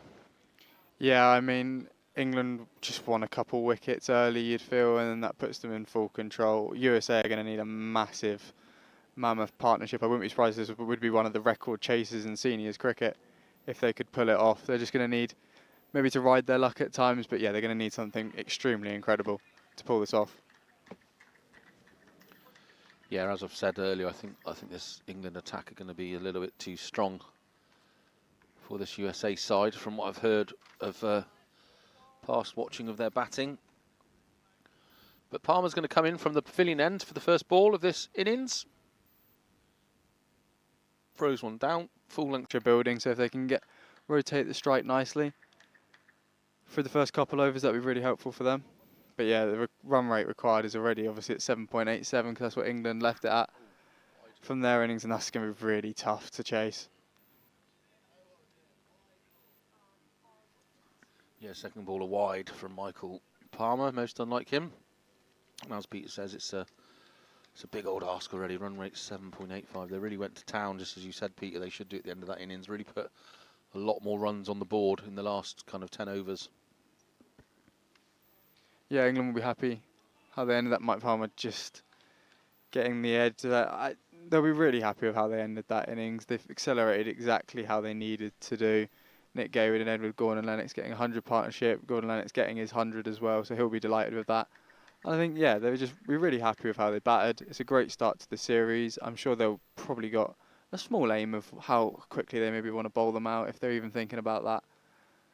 But that's a nice little prod down to fine leg for one from CK, and the USA will be just trying to bat out the 45 overs has to be the aim, definitely, and then from there just see what they can get to. If they find they're in the game at 30 overs, then of course go for it, try your best. But yeah, I think just batting out the 45 overs has to be the aim for the USA, definitely, throughout this series, and then just go from there. From CK, and Prodded away for 20 overs and got not within 150 of the target, but seemed to be quite happy to finish out. And like you said, I wanted the batsmen to actually give it a go and see if they can get close to it. I don't see the point in the one-day game just prodding away and getting nowhere near the target. You've got to give it a go. You may as well go down fighting. yeah, I think USA will And like you said, I wanted the batsmen to actually give it a go and see if they can get close to it. I don't see the point in the one-day game just prodding away and getting nowhere near the target. You've got to give it a go. You may as well go down fighting. Yeah, I think USA they've got 3 games here, and I think they'll probably want to try. The first game, you want to try and go for it. It's a tough total to try and go for, but they'll want to try and go for it, show what they've got best. And then if it gets to the third game and they're in a similar kind of chase, they'll probably overs instead and try and get something else out of the game, get their openers a long time at the crease, because if he obviously he's gone straight away there, and if you go straight away in the next game, then his aim must just be to try and bat out as long as at the crease. Mike Palmer in again. He'll want 2 and 2. Can he get it? No, it's a good tap. There won't be any runs, but yeah, I mean, Mike Palmer's a good start, obviously, to his spell. He'll be looking for wickets. I'm sure he has some idea of what his best spells are in cricket, and I feel like this is probably a day for one of more of those. Yeah, they'll certainly want to test their bowling. I mean, I'm not saying the USA are going to use this as a what you get in America as well. So yeah, but at the end of the day, you're a sports team. You want to win games, and it will be disheartening for them if they do go down big in all 3 games. So they'll want to be putting in a strong performance as well at the same time.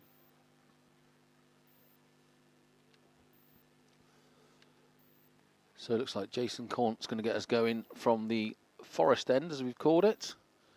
Just loosening up his arm there and having a chat with Ed Gordon-Lennox, who had that fantastic knock of 111. Just adjusting the field, and it's very attacking. We don't see this against Australia once. They've got a keeper, first slip, second slip, gully, deep point. Man in close on the drive. Very attacking. They're looking to at that field to get the job done. It looks like they've learnt from Australia with that field setting. Yeah, I think it's pretty clear from what England's field setup is, what they want, but that's a really good cut shot, and that's what the field gives the USA the option to do. There's so many gaps in the field because obviously if that cut shot doesn't come off, it's edged it straight to slip. You're thinking, what a brilliant field setup. But yeah, definitely opportunity here for USA to put some runs on, but England shouldn't look at that and then put someone down there. It would be a stupid decision. You've just got to play. Tell the player, and USA are going to put runs on, but you've got so many runs to play with. That's not an issue at all. Yeah, and Jason's first delivery, you can put that down as a loosener, can't you? Yeah, for sure. I mean, he'll just be looking to get into his spell now, and yeah, first ball of the over, first ball of the spell, he'll just look to tighten up from here. And he does that straight with the second ball of the over.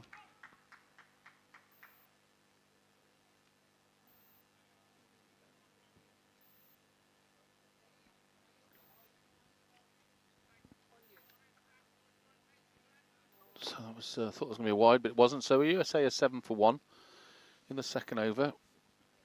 The skipper Ravi Suri's already gone off for one run scored. Fantastic ball by Mike Palmer as Jason Cornt comes in again.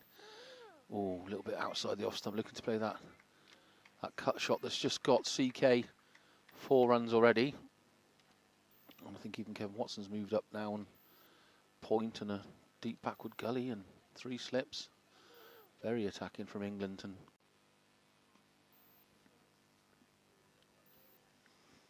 yeah, it doesn't take long for that run rate to get out of hand, does it? And then they're well, it's an uphill battle anyway. But again, from an England point of view, they've still got a job to do. They want to see a great bowling and fielding performance. This has given them afforded them the opportunity really to test a few things out, and like we said, a bit more of an attacking field than we've seen all summer really. And our first chance to look at the USA batsman. I'm sure there's a bit of quality in there somewhere. Yeah, and I think that comes down to the decision at the toss to bat first. I think, yeah, you could have bowled first today and got them out for 60 and then knocked the 60 off and have been done and home by 4. But there's not much benefits. That becomes ever harder for the people now coming in because they're not probably, I mean, you presume as good batters as the openers and stuff. So it really does become an uphill task from here when your openers get dismissed really early. And each player's going to come out with a different mindset. Some players might be more aggressive than others. So that'll make a massive difference. Yeah, it's kind of going along as I expected, really. The bowling lineup a little bit too good for the batsmen so far. But like Peter said earlier, it just takes one guy to have a day of a ton 50 and get his eye in, and that makes a bit of a game of it. But as it stands, Bhavani Pedadad is coming out to the crease. Number 4th batsman. Number 4 batsman taking his time to stroll out there. And straight away the CK just wandered out to him and gave him a bit of instruction before getting to the middle. That's a new one, isn't it? Dropping your gloves down and taking your guard. Yeah, I mean, it'll be interesting to see what England do with the bowlers, because I think Mike Palmer could probably bowl 5, 6, 7 overs here, and if he'd get into a groove, he'll get a lot of wickets. But it will be interesting to see what England want to do. I think they'll probably stick with it, because it is the first ODI, and in the first ODI, you just want to win. And then you'll think about that second, third ODI, about how you use the bowlers, give everyone a chance. But in the first ODI, I think everything has to be about winning. But USA, I mean, it's a tough start. It's the exact opposite to what they'd have wanted. But they've just got to try and hold on now, try and get a nice little partnership going, 50 balls, 60 balls, 70 balls. And even if that doesn't come with many runs, that'll definitely help them. Palmer in again, that's well defended. Yeah, and if my memory serves me right, I do think we've seen Palmer bowl out all 9 in a stretch this summer a couple of times. So I think if it looks like ending the game early, they might just see him through. I wonder whether other people get a bowl. Well, Hussain bats a bit. I know Kevin Watson will be itching for a bowl at this. As Palmer charges in his 3rd ball of this over. Wrap the pads, but that's definitely going down leg side. We can see that from here. Steve Aston just gets the ball back to Kev Watson. He finds himself in a kind of short, almost short leg position. A little bit further back than short leg, really, but between short leg and mid wicket, but still a close catching position. They're obviously on the attack. There's no one outside the circle. 3 slips. Oh, Jason Cornt's down there at fine leg. Is there anyone outside? Everyone else in an attacking position. So good to see from England. I've been calling for it all summer. I'm sure their bowlers are capable of bowling to this field. Yeah, I think it's as you say, you've been calling for it all summer. It's a good opportunity to try new things as well, and it's good to have this kind of attacking field. It definitely is good for wickets, and when you've got so many runs to play with, it's a really good opportunity to try new things and really put the USA under pressure in this kind of field. I mean, they're both really new batters. It'll be really difficult to bat out, but to be fair, Padada's done well. He's blocked 2 of them, so it's a good start for him. Even though he's got nothing off 4, it's a good. It's actually a really. It looks quite good as a start against Palmer, who's been way too quick for 2 of their batters already. Yes, he comes in looking for our first wicket maiden of this ODI. Palmer throws the ball down from the pavilion end. Actually, and there's a great stop in the field there. First diving bit of fielding we've seen this game. And that's a wicket maiden for Mike Palmer. Good to see. As India are 7 for 2 after 3 overs. Yeah, Palmer will be happy with that over. He'll be happy with the start to the game he's had. It's a good stop as well. Diving around, something the USA didn't really do in the field. I mean, probably wouldn't have cost them a run if they had the same setup because the guy was covering behind. But it's really interesting for Jason Corn. He'll really want to get a wicket here in this spell, even this over, because it just holds down the other end, which is exactly what they'll want to do. And I think the England team want it as well. Really attacking field again. No one out there because they just can give away the boundary. And there's a threat. The USA can't look for the boundary almost. They know the boundary's going to be there, and gets really lucky, but will get a single from it. They'll look for 2, maybe? No. They'll only settle for the single. But yeah, USA have got to really not look at the idea. There's boundaries everywhere on the field, but you can't go for the shots, because if you go for the shots, you will get out, and you can't. You've got to think about the game and trying to bat as long as you can, really, at this point, because 7 for 2, it's going to be so, I mean, it's nigh impossible to chase from here.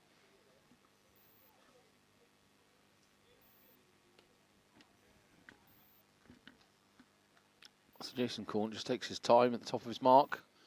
Starts his run up, as you can see from your pictures. Throws one down, a little forward defensive there from Padada.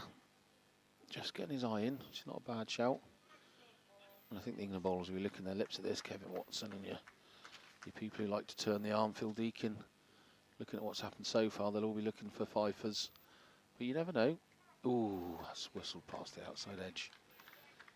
You know, there must be a bit of quality in these batsmen to be playing for the USA, so let's not take it for granted. I'm not saying they're going to chase the total down, but someone might get in and push this field back. But at the moment, they're so on top of the batsmen. So end of the 4th over. Great over for Jason Cornt. 1 off it. Not quite the maiden, but just that single, that lucky inside edge, I think it was the first delivery of that over. And I suppose with the strength of the England squad, we've got the whole line set up now, because there's 33, 35 guys that are vying to get into this England over 60s, let's call it the first team. You know, they'll all still want to put a performance in and catch the eye of someone to keep their selection, keep their place with the 12, 15 guys knocking on the door behind them. No, for sure. I mean, a game like this is a great opportunity to show how good you are, and the batters did that, really. I don't think there's many. Merriman got really unlucky with the delivery he had to face. So all the batters were relatively pleased with how they played, and then it's just up for the bowlers now to prove their place. But yeah, I mean, games like these won't dictate your future, because in theory it should be pretty comfortable. But they'll all want to really put in a good performance, especially the ones that maybe didn't perform as they'd have liked to against Australia. So they'll be thinking this series is a really good opportunity to put in a good performance, put a good mark next to their name. And I'm sure the Lions, again, in their games against USA, will be looking for the same thing. And they'll be thinking about how many wickets they can take, runs they can score, to prove that they should be in this team themselves. Palmer just straying down leg side there. Little clip off the hips gets the USA side a 1. And Banana Brooks is in the chat. We've got 52 watchers now. So we're hoping our problems have been solved. So do tell us where you're listening from, what you're up to. And you're right, Banana Brooks, the tea was good. Bit of cake and sandwiches. The cake that Ivor didn't steal, that is.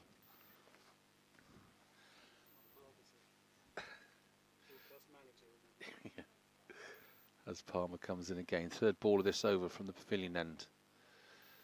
Padada on strike. It's wrapped his pad, but not even an appeal from Palmer. I think it was straying down leg. And I'd be bowling on wicket here. The balls they've missed, I think you miss, I hit, is probably a good game plan at the moment in these early overs. Yeah, it does look like those balls are the wicket-taking balls. That one was on the pads, and yeah, it does seem that way that you'd want to bowl at the stumps. I think they've got 3 slips there as well. They'll be hoping for a couple outside edges. But yeah, on the stumps does seem very much like the way to go on this wicket. That 4th ball now, just a much fuller delivery from Palmer. Not quite going for the Yorker, but it was certainly well up there. Well, Hussain gets the ball back to him as he returns to the top of his mark. Yeah, you got Steve Aston and keeper. You got the 1st, 2nd slip. Or even just a 4th slip there, really, isn't it? Rather than gully now, and a deep backward point. Square leg. Jason Corn at fine leg. Gordon-Lennox at mid-off as he plays a shot. There's a big appeal. It's wrapped his pads. Umpire's not interested. You see in your replay here. It's not the best angle, obviously, but you see he went for the shot, and I think he was appealing for the nick, wasn't he, for caught behind there, Steve Aston. Yeah, it does look so. I mean, Palmer didn't go up for it, so I think the bowler's probably what you'd look at.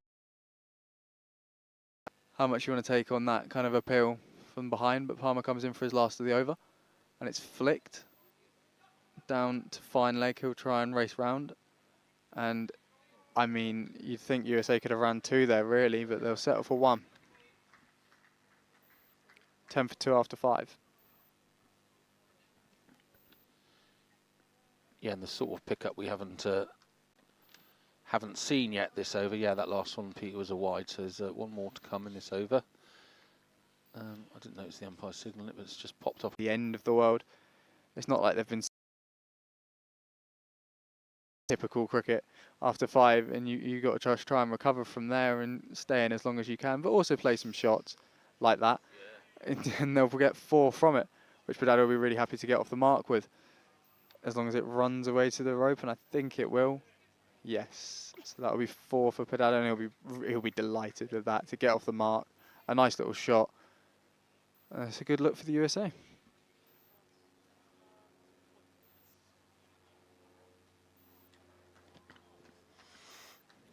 Nice to see Liv Clark back in the chat for young Benny. It's young Benny's better half. She's watching from work. Just to let him know, it's fantastic camera work at on your screens again. Oh, Jason's got one just zipping past the outside edge there, and Steve Aston's taking it in the gloves. Those sort of ones are going to worry the batsman here, but yeah. After this start, it's a really tough start for the USA. So they'll just be thinking about how they can stay in, get a good high standard of run. There's no point staying in if you only get to 100 or something. But as long as they can stay in and try and get up to 180s, 200s, I think they'll be relatively pleased with how they're going. But yeah, I think get to drinks. I think getting to drinks, at worst 3 down, is definitely probably the aim from there, and then they can go from there, trying to look at a total that they want to try and get to.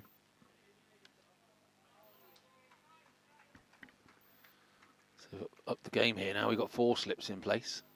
Keeper, 4 slips. Backward point. Well, saying at mid-off there. Jason can't bowl in.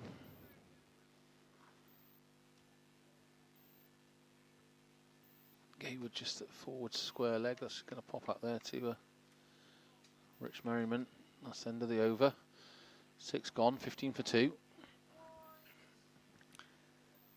Yeah, that was a good over for Corn in the end. It's really has to be an attacking field in this situation. You just have to keep sticking with it. The opportunities will come. And they're not really playing any shots that would threaten anything else. There's no reason to put someone out on the boundary at this point, other than maybe fine leg or 3rd man, because they're just not playing in front of the ball unless it's a block.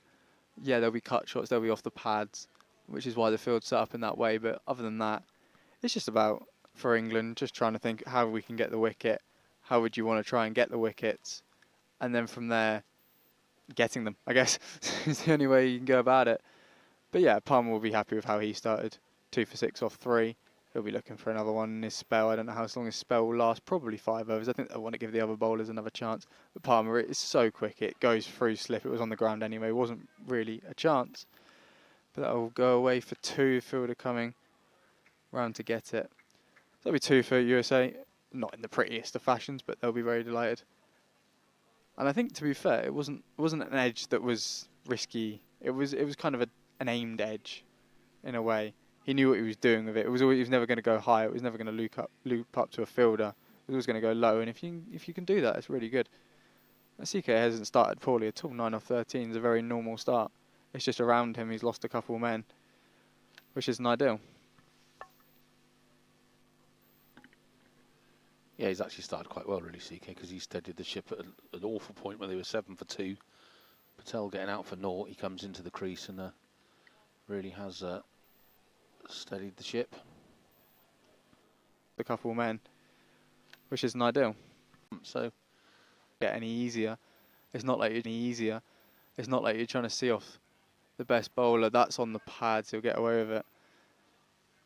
Down to short leg. It's a tough situation for the USA to be in, but all the games are going to be like. I think they would have been expected. Series. So it's just about playing through it and building through it. And Palmer series. So it's just about playing through it and building through it. And Palmer, England would have been expecting this situation as well, and it's just trying to about getting the wickets in the right way. And this field setup is definitely the right way to go about it. There's not going to be much forward, so they don't need many fielders forward. And then it's just going there, trying to get it right on your mark. As he comes in again, nearly gets the edge. It bounces up for his 4th ball of the over. 2 to go in the over.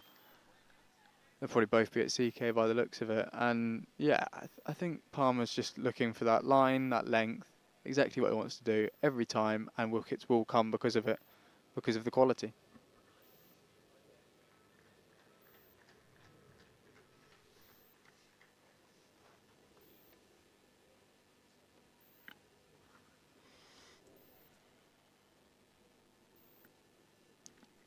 So Palmer charging in last ball of this over, throws one down. Oh, again, just past the outside edge. They're not getting anywhere near these deliveries from Palmer. Cracking spell. 4 overs, 2 for 8. There's not a bowler in the world that wouldn't want those figures. There are 3 for 9, Jason Gordon, 2 for 8 for Palmer at this end. So really, really tight bowling. England opening pair, as I think Jason's, yeah, he's going to come back for a 4th. Keeping the frontline bowlers on. All the England bowlers will be licking their lips at this. They'll really want to have a bowl. They'll really want to get out there, have a bowl, get a wicket for themselves. And it looks like a really good pitch to bowl on. And once you get down to the lower order of the USA team, there'll be plenty of opportunity. But yeah, the field set up again. Lots of slips out there, looking to get that edge. But to be fair, the USA team aren't really playing in a way that he's going to force the edge.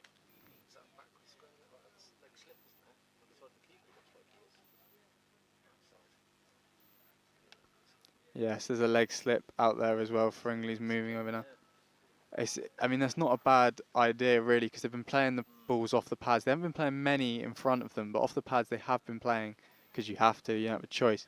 So it's a good catching opportunity. It's better than having maybe someone at fine leg who'll stop the single, or stop the 4, who'll make it a single. But yeah, I think just playing around with the field, trying to get different players in different catching positions, and hoping you get the luck that you need. But it's been a good start for England. There's no denying that.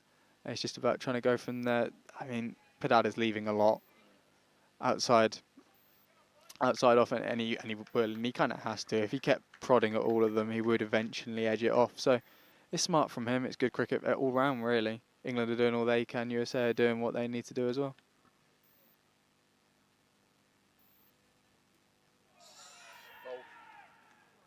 I mean, we'll have a look on the replay. It looked like Padada lifted his leg a little bit.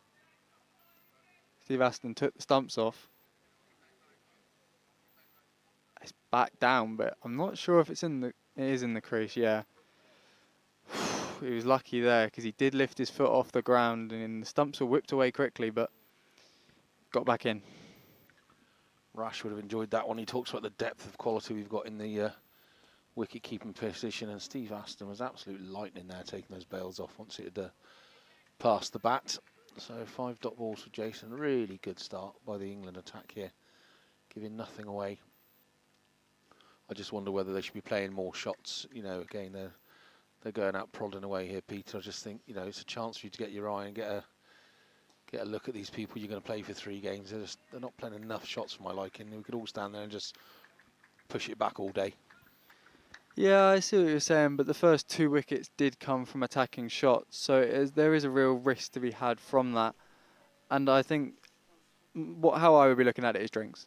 I think if you get to 15 overs, 2 down, then you can start looking around, playing some more shots. But I think at this stage, the first 2 wickets have probably put them more into their shell than they would have wanted to go. But it's just about trying to stay in. And it's really risky to play shots offside because they are eventually just going to lead into nicks, which is not what you want at all. But Palmer's in for his 5th over of the day. And there you go. There's one nick down kind of onto his pad. Yeah, I think that was well played. I'm not sure. He kind of jumped around at it and I think it was a good shot in the end. But Palmer 2 for 8 off 4 overs. That's absolutely fantastic. There's Phil Deacon having a little rest there. So I wonder who will be 3rd on to bowl then. Probably Mel Hussain, I imagine. Oh, Kevin Watson actually. Palmer comes in for his 2nd ball. Looking to get his 3rd wicket of the game. Oh, that's a good length. He just lost his line down leg side there. It's gone down to Jason Corn to find leg. Boundary, and it does. So Fadada doubles his score in 1 shot. 4 off 25, 4 off 1. So it goes up to 8 off 26. And that he'll be happy with that. Getting off the mark properly. Because the other ones have been small shots for 1. It'd be nice to get a 4, but it was an edge. So he won't want to do that too often because eventually it won't work out for him. But it's difficult. They need to start playing some shots, but you can't play too many shots because it will just not work out. Palmer in for his 4th delivery of the day. It's full. It's flicked off the pad, I think, but will be an out.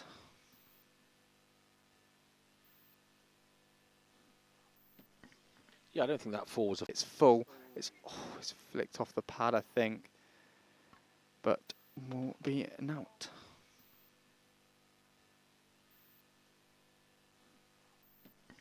Yeah, I don't think that 4 was a full blown. I think he was trying to open the bat face up, and curious that 4 was allowed to get through the slip cordon. Yeah, I think Palmer's showing it off there. I think it's difficult for USA in this current situation of the game. 22 for 2 off 9. They'll really just be looking to try and consolidate themselves now. But it's not been the worst of starts. It could have been a lot worse. After going 7 for 2, it could have been 7 for 3, 7 for 4, and then the game's looking at even being over after 20 overs. They'll be happy with how they are at the moment. CK has started well on his own. Padada got the 4 in the last over, so he'll be happy about that. And then they'll just be looking to build from there. Harrison, how have you seen the game so far? It's been a very good start from England. Mike Palmer picking up those 2 wickets early in his first couple of overs. Just wait for this ball. But I think that ball's probably been the summary of the innings right there. The USA batters have been understandably quite tentative and defensive in their approach, trying to settle in to the heat of the battle out there. But I mean, I could hear you discussing the fielding and have got. And again, it's 2 slips, a gully, a leg slip, albeit that's now become almost 2 gullies and 1 slip. They are well on the front foot. That's a leave there. And I think, yeah, USA are just looking to try and stay in the game, really, aren't they? Padada has left so many now. But yeah, I think it's an interesting situation now for England because they can't just get too generic. They've got to start changing things up, mixing it up. But the field is set. They are doing everything right, so it's difficult to change because you don't want to change for the wrong. But there's got to be some element of change, you feel, and you can't just keep going at the same and hoping that they finally edge it because they're not really look like edging many of the balls, to be fair. No, there will be bowling changes. We're in the 10th over now. Both bowlers will have bowled 5. So we'll be getting towards the stage where the captain, Edward Gordon-Lennox, is thinking about changes. And I mean, you've got the 2 Mels, Mel Hussain and Mel Dobson for spin. Kev Watson to bowl a bit more seam.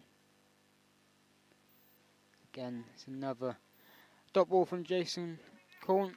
Back in the England side, normally Lions captain. Good opportunity for him today, in the absence of others.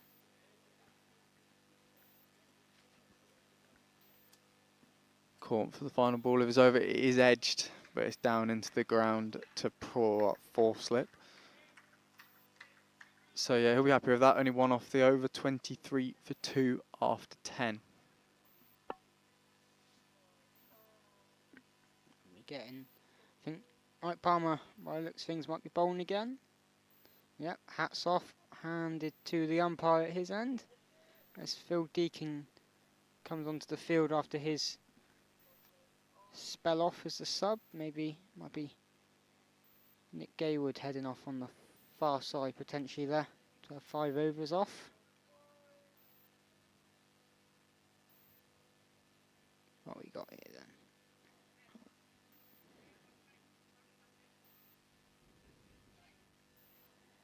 Mid off, mid on, backward point, gully, 2 slips, leg slip, square leg, and Jason Corn out at fine leg on the boundary.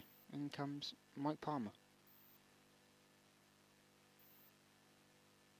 Oh, it's edged through the slips there by the batter. Looked like somewhat deliberately. And it's a great chase from Neil Brathwaite. Pulls up inside the rope, just 2 runs. Yeah, I think maybe there is a bit of element of not fortune in the edges down past slip, but doing it deliberately, because there is a massive gap there, and it's difficult to play them shots on the front foot because it is just going to lead to bigger edges that will be caught by slip, and especially when you're such in the zone of the game. Half look to play the shot down the cut shot, but he just knows that it's not really worth it at this point in the game, and it's disappointing in a way that USA don't feel they can play the shots that they want to play, but they just know eventually the outcome will end in a wicket, because England are willing to give up the boundary to try and get the wickets, which is nice to see that England have gone attacking in their field setup. That's a good block as the ball pitched high on him.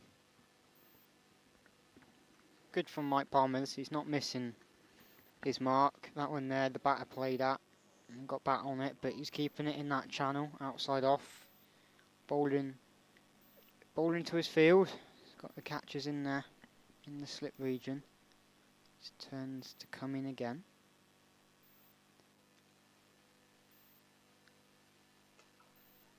On the front foot that time. CK pushed up to Edward Gordon-Lennox at mid-off. Good intent there in the feet movement. Yeah, it was actually a really good shot from CK, to be fair. He came at it, came forward to it, and he'll be happy with that. I think he'll be happy with how his innings has started, really.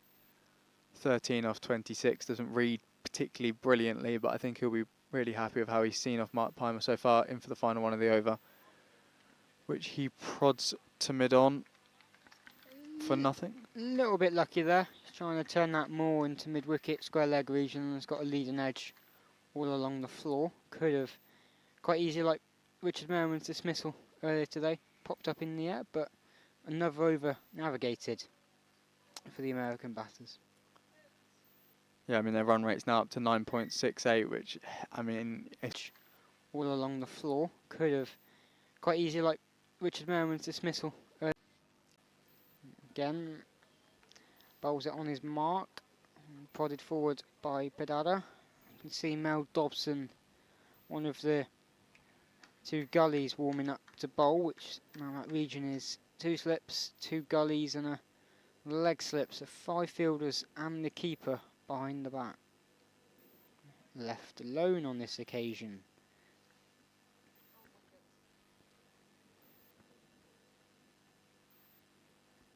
Could be Jason's last of the spell, maybe.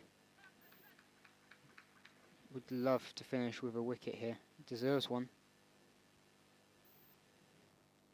Another leave. Yeah, Pedada's done pretty well at that, to be fair, and there's no reason to play them shots. Yeah, so Jason Corn, I think he'll be relatively happy. He'll be annoyed that he hasn't got a wicket so far as he comes in for his 5th of the over, which Padada, oh, he has to play out. He misses it. It just goes through to Aston, missing the stumps. Corn will be happy. He's had some wicket-taking balls that just haven't really come off for him. But yeah, only going for 10 runs from 6 overs, you're going to be happy with that no matter what. As he now comes in for his 5th of his 6th over, which Padada has to play out. He flicks it for a single. Good rotational strike there. Make sure each batter's not just facing the same bowler from the same end constantly. Pressure builds that way. Well played, Padada. Yeah, and that's key for the USA, I think. Just doing that kind of getting them things checked off, not putting yourself under too much pressure, and rotating the strike like you say, and having the odd boundary here and there just to put the bowlers under a bit more pressure and not yourself. As CK goes for the big shot off the final ball of the over but couldn't connect. Yeah, we got Mel Dobson coming on from the pavilion end now. Neil Brathwaite heading out towards us to field on the boundary. First change of bowling after 12 overs. Mel Dobson, of course, debuted during the Grey Ashes and picked up several wickets in the 3 ODIs he did play, especially in that 4th ODI at Sparsholt. Some key wickets in the turnaround and the 5th one. Royal Ascot 2 and 2. He took to swing the game back in England's favour at the time. He'd be hoping he can have similar rewards today. Bowling up to Padada. We can see how attacking Gordon-Lennox goes with this field, given he is a bowler of a slower nature. Yeah, I think this is a big moment in the game for England. They'll want a couple of wickets quickly. I mean, they're in a fine position anyway, but they'll want a couple of wickets quickly with the change of bowler. It's a new task for the USA batters to face, which always provides intrigue. And I think England just really want to push home with their advantage. They're fine in the game, but it's just about doing what they need to do correctly, doing what they need to do right, and they'll get the reward from it. Definitely. Gordon-Lennox will still want them to complete a professional job out there. Treat it like they would any other game. It's like any Grey Ashes game, play it in the same intensity and get the job done to their best. Dobson gets ready to come in. And Padada goes back and guides one. Reward from it. Definitely. Gordon-Lennox.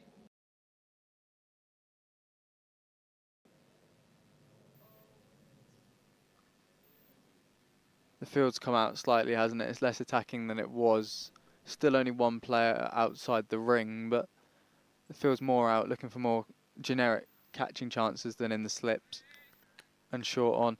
But yeah, I think England just need to try and push home. Dobson will obviously want a wicket soon as he comes in for his 6th of the over at Padada, who prods like he has most of the over.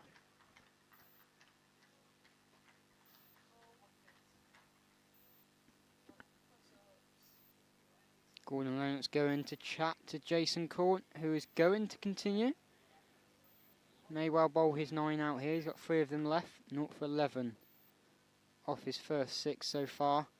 And the 2 slips, the 2 gullies. Reassemble. Hoping that one of these guided shots through that region is mistimed or comes off an edge. Oh, it is an outside edge, but all along the floor from CK and Palmer collects. Yeah, Corn will like that. First ball of the over, finds the edge. He just wants to try and do that 1, 2, 3 more times and then he'll get the wicket. It's an attacking shot from CK. But he finds the fielder at point. And yeah, I think Corn just really looking for a wicket now, really, isn't he? To cap off what's been a good spell. Yep. As he comes back in again. Late decision to leave, but a good leave there by CK. Clearly didn't fancy playing at that one. Keeps himself out there in the middle and ready to face another ball from Jason Corn. CK's 32nd of the innings coming up. he goes at that one though. And it again goes past the edge as he tries to cut one through the tightly packed backward point gully region. Corn turns again. He's back defending on his stumps this time. 1 ball to come, 5 dot balls so far from Corn. He'll want to finish this one off. A wicket would cap it off nicely.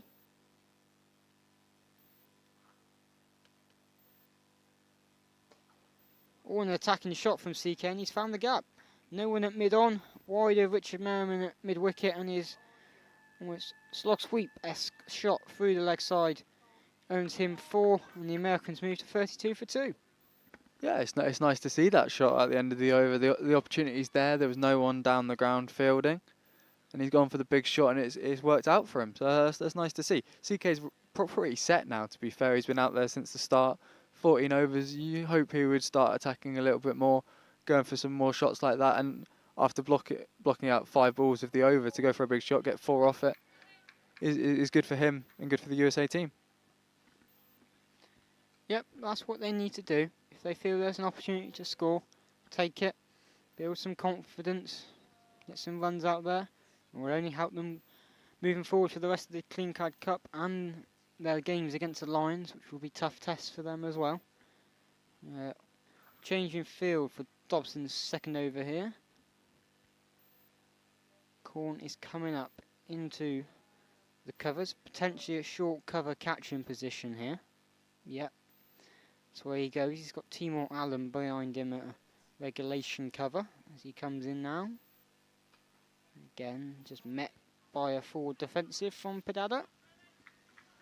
Yeah, I mean, it's 1 over before drinks now, so Pedada will just want to get through the over, get USA to drinks. Only 2 down, which I think they'll be delighted with after 15 overs, considering 3 overs in. They were 2 down already, so they'll be happy with this, I think. Overall, Pedada on 11, CK on 17, so they've both got starts now. But Dobson will really want a wicket here as he comes in. It's full. Pedada flicks it over, but can't get anything from it.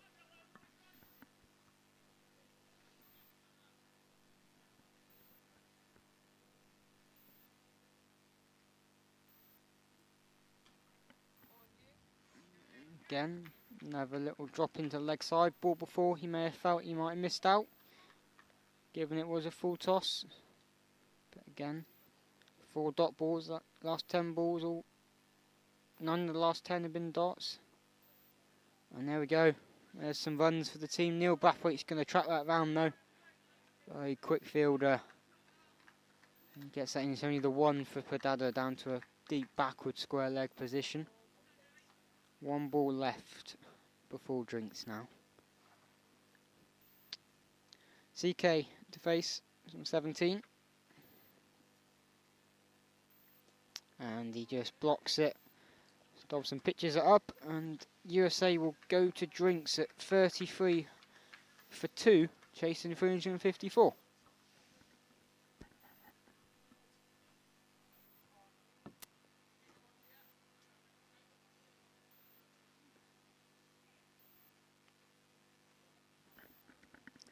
And once again, we'd just like to say thank you to all of the England 60 sponsors: Stonehill, Sporter Tours, Envy Play, MacTech, The Jube and Kleenclad, who are of course sponsoring this series of games against the USA with the Kleenclad Cup. Without all their support, none of this would be possible. Thank you. And there you can see the Kleenclad Cup fixtures after today. We go to Gloucestershire and Chipping Camden on Sunday for an 11 AM start for the second ODI, and then it all wraps up a week today in Hursley Park down in Hampshire, back to the 12 o'clock start there. And of course, don't forget, there's a Lions game a day after each of the ODIs. Got one at Royal Ascot tomorrow, Eastnall Castle on Monday, and then Hamworthy Cricket Club next Thursday. And that final game at Hamworthy will conclude the USA's tour of England. The England players in front of us take a well-earned drink.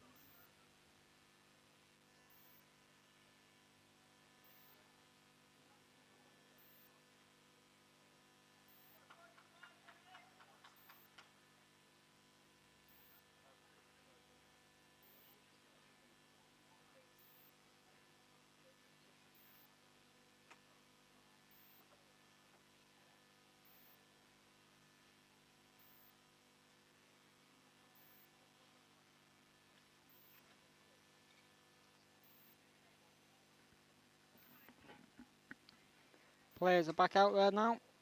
Quick drinks break. Warm day today at Winchmore Hill Cricket Club here in Buckinghamshire. USA 33 for 2 after 15 overs chasing 354. Edward Gordon-Lennox, the England captain, scored his first century. In England 60 today with 111.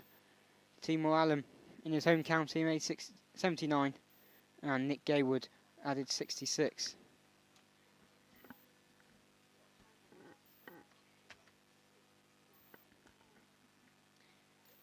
So the umpire signals the start of the second power play. Jason Corn is going to carry on into his 8th over.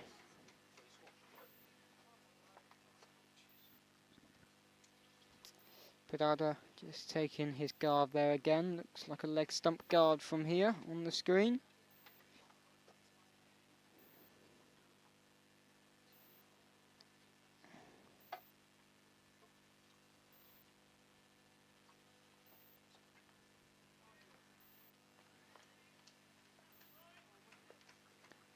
Dot ball to start. Yeah. Jason Corn will be happy with that. Looks like he's going to bowl out his full spell of 9 overs as he comes in for the second. It's edged but safe. Pedado, I think he'll be looking to now start playing some shots. He's got to drinks, 12 or 52, which is fine. He's still out there. He'll be happy to an extent. But yeah, I think Pedado will be looking to start now playing some shots, trying to get into a nice little rhythm and put together a good innings as he blocks Corn's third. Again, it's one of those edges. You can see Mike Palmer is creeping closer there in the go. They might need to get helmets on to get even closer. It's another dot ball at 4 off the last ball of Corn's previous over. Damaging his figures a little bit here. 0 for 11 without that.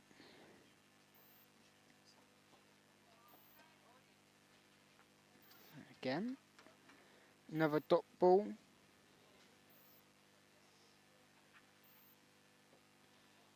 Wonder if the USA are just trying to see off Corn here, Peter. See if they can then target the bowler that comes on after him. Yeah, I mean, maybe. It's an interesting one. I don't know if how much the USA know about the England side, if they've got bowlers that they feel like they prefer to face. And Corn's done really well, so did Palmer opening up. But they seem to have played similarly to Dobson with his 2 overs so far, and I presume it will be pretty similar throughout the game. They've probably got an over in mind, but both of them, that they'll want to start trying to push on a little bit, because there's no point batting to 45 overs for 2. That's a waste of time. You can try and back up 45 overs. You've got to go for it at some point, play some shots, try and add to the total. And it's the first ODI. They'll be looking to learn some lessons ahead of the next 2 and try and build from there. With a change in field, Kev Watson comes a bit straighter down mid-wicket. Same as almost the USA, it's a very straight field. Just Neil Brathwaite out at deep square leg. And back CK goes and plays it back towards the bowler.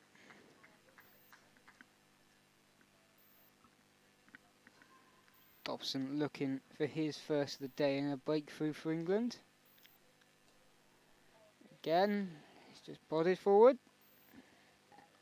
It's difficult for the England bowlers to get wickets here, to be fair, because their defensive shots have been quite good, the USA from Fedada and CK.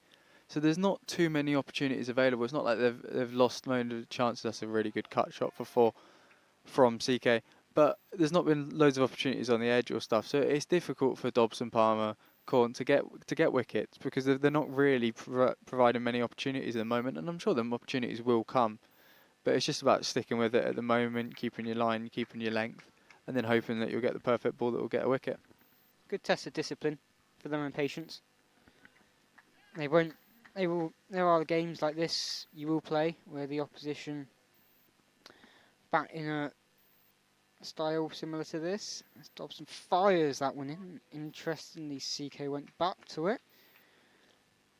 Plays it well, just as he did the ball before, again punishing a short and wide one.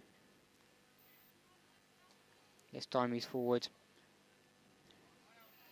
1 ball to come at the 17th.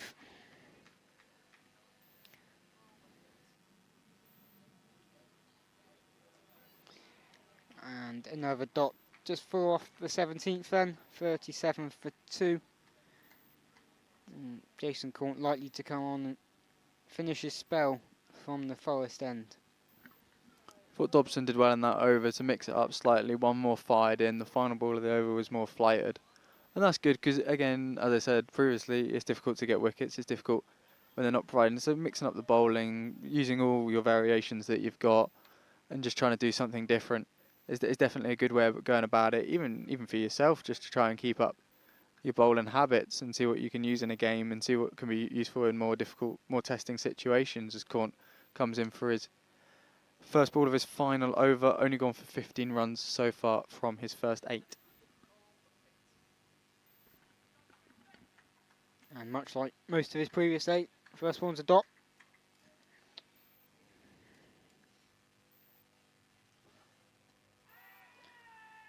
That one hits the flap on his front pad. Big appeal from Steve Aston, but it was only from him. Looked like it was going over here. Big stride in as well, down the pitch.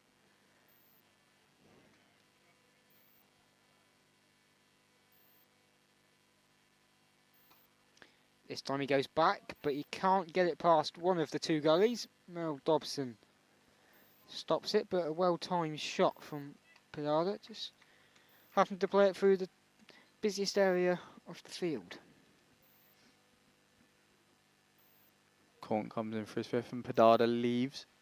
Unlike the previous ball, 12 off 60 now for Padada. You think he has to start going for it soon, unless his whole aim is just to bat out the whole innings, which would be impressive in itself. But you got to feel at some point you've got to start going for it. That one flicks up in the air, but there's no one that close to get towards it, as Jason Corn will now have his final over of his 9.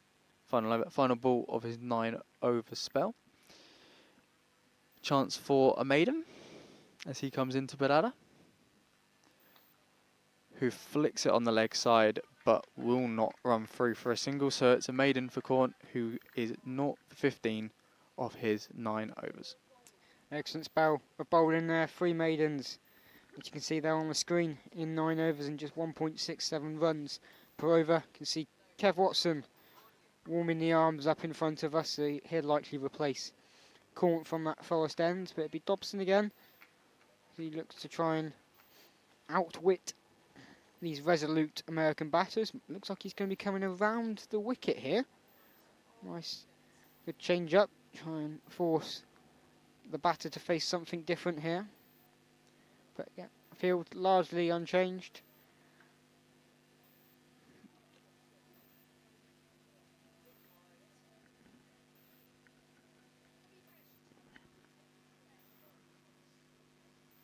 Yeah, Dobson just trying something different in this over, which is good for him.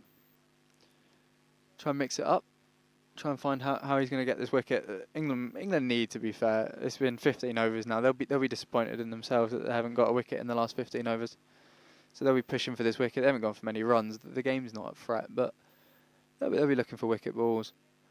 Trying to get the variations. Going to get some more chances, because there's not been too many chances either, as CK punches away for 4 as well. So that's a really good shot from CK, who now looks like he's putting a bit more aggressiveness into his batting as he moves on to 25 off 45. It's good again. When the ball's there to be hit, they are doing it. And that's what they need to do. Build some confidence. They might begin to find some more runs that way too, as Dobson comes in again. Strikes the pad, but from around the wicket, and the line he's bowling, nowhere near going on to hit the stumps there. Hence, no appeal from anyone out there.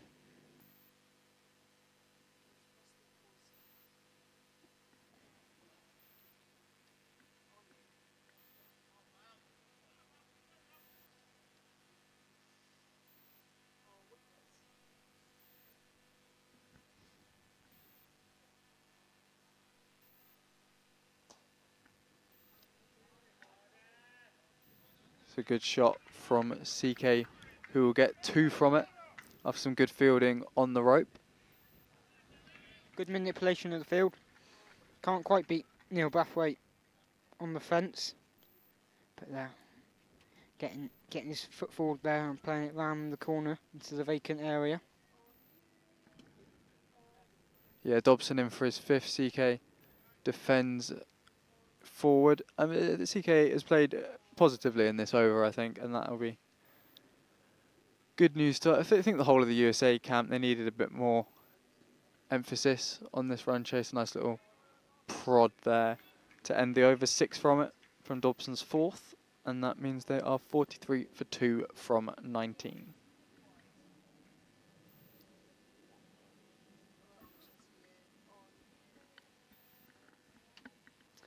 Two bats, touch bats in the middle, touch gloves again, and off they go to face another over. It's going to be a new bowler for them to face. Kev Watson coming on from Forest End, just marking out his run up, goes past Corn's marker. A big hop, and he's got his run up. Interesting to see if they persist with the same field here, given slightly different bowler to face. The gullies seem to be assembling.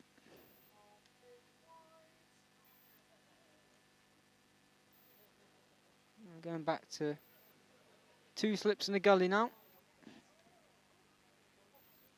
Oh, and one of them's gone out. Mike Palmer's been told to come into the leg side by the captain, so he's got Phil Deacon at slip and Mel Dobson in the gully with Neil Brathwaite behind him at backward point. Mike Palmer comes into a short mid-on position there, catching position.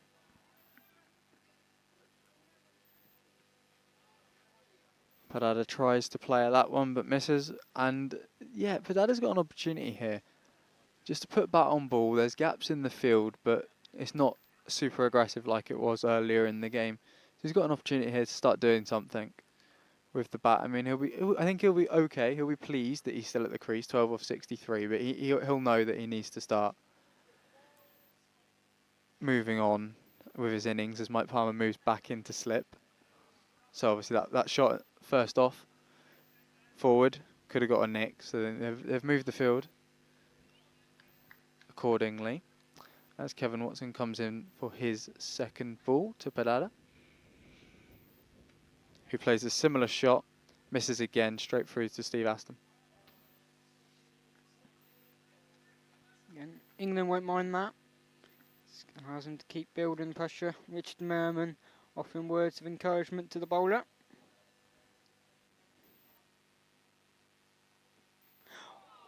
Oh, Kevin Watson's gone fuller there, and it's gone past the edge of Padada again. Thought for a second it might have been going on to hit the stumps. But excellent bowling from Watson there in his first over of the day.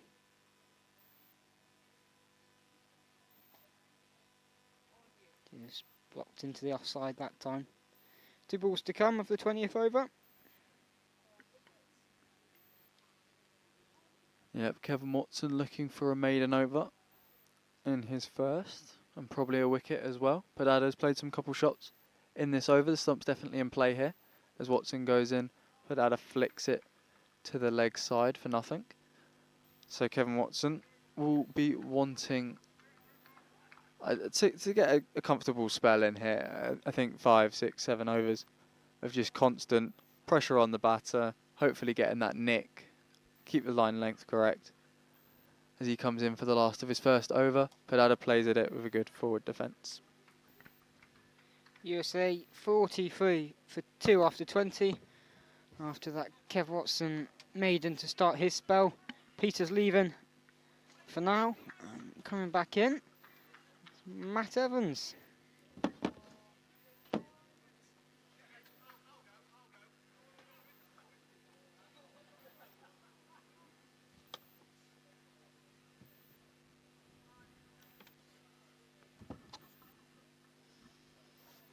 Not a lot's happened then since I left. No. You've had an enjoyable 10 overs off, and unfortunately not miss much. I'm trying to get my iPad watching. Rash will be laughing at this. He knows this is my least favourite sort of cricket. That CK rather flamboyantly plays one to a deep mid-on there, Mel Hussain, but doesn't fancy the single. No. Again, that they don't even run a single there. So what they're trying to achieve here? If they're not going to run that single, that's out. There we go, and that's my point. He's at the end of all that, he's gone for 27 off a crazy shot, trying to hook it and come off his pad and bat. And all they've done, for my money, is waste 18 overs. And they really ain't going to get the run rate now, are they? You know, they're 12.61 per over they need now, so they've just stuck the rest of their team. They were in a tough place anyway, weren't they? They're now stuck the rest of their team in a really tough place, almost impossible place. Yeah, bit of a...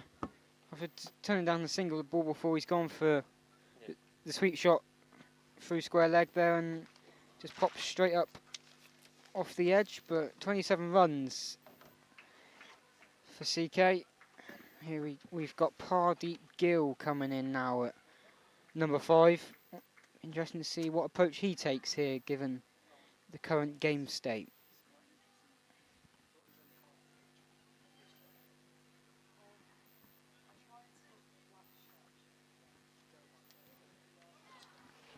It was a well-deserved wicket for Mel Dobson, though.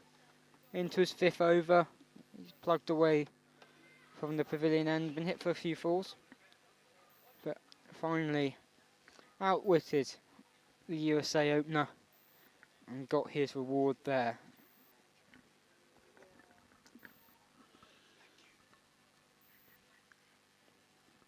Yeah, again, I don't favour this sort of cricket. I don't see the point. There's no end to it. I know they're getting their eye in for the summer maybe, but they're not even played any shots. So, like you say, Harrison, if they do actually bat first and they've got to play shots, they haven't really actually tested anything there. He's just they've just sucked up 20 overs. They were, what, 7 for 2, 43 for 3 now. So they've sucked up 20 overs for the sake of, what, 36 runs. And you're not really testing yourself if you had to go for winning shots here. And you can see from the England field, can't you, that you're not really bothered if they hit boundaries. They're not going to knock them for 13 and over from here in. They're just there for the attacking field positions.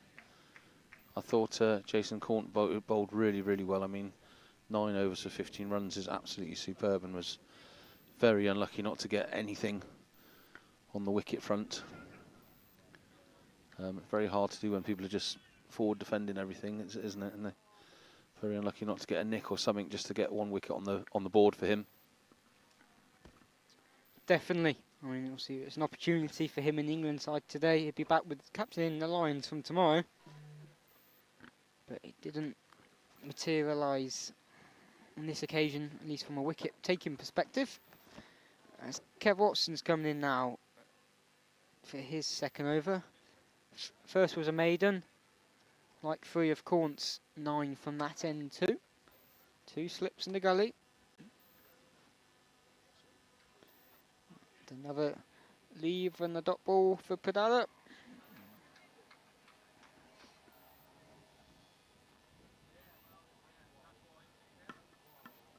You know, Padara's faced 69 balls now for 12, it's probably 70 now. And he's not even attempting to play anything out the off stump from Kev Watson.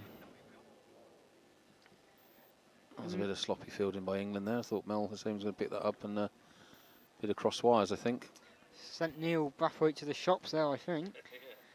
Just said, after you. But Padada moves on to 13, so it's a single at the end of the day for the US.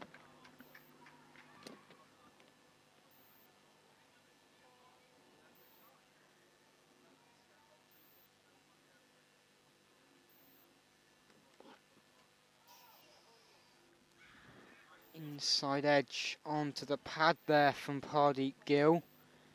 Kev Watson is getting closer and closer to a wicket here would be England's fourth. Quick speed when he wants it, just to up the pace a little bit. He can catch him out. But it's the same old, isn't it? If they're going to just put the bat in front of it, they're still top class batsmen playing for the USA. So if they just want to stick the wood in the way and not play any shots, it's very hard to get people out when that's their tactic. That's the end of the 22nd over. It's 45 for 3. USA batter seemed to wave at his bat, the umpire then, almost to not give a wide. And he's having a chat now with, looks like Timo Allen there, and a bit of a laugh to each other.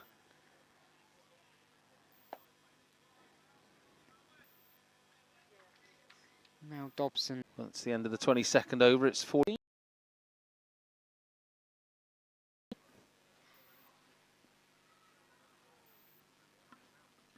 And I guess in reality it's down to Gordon-Lennox and the England boys, isn't it, to try something else, mix something up. You know, it's a game that they've won.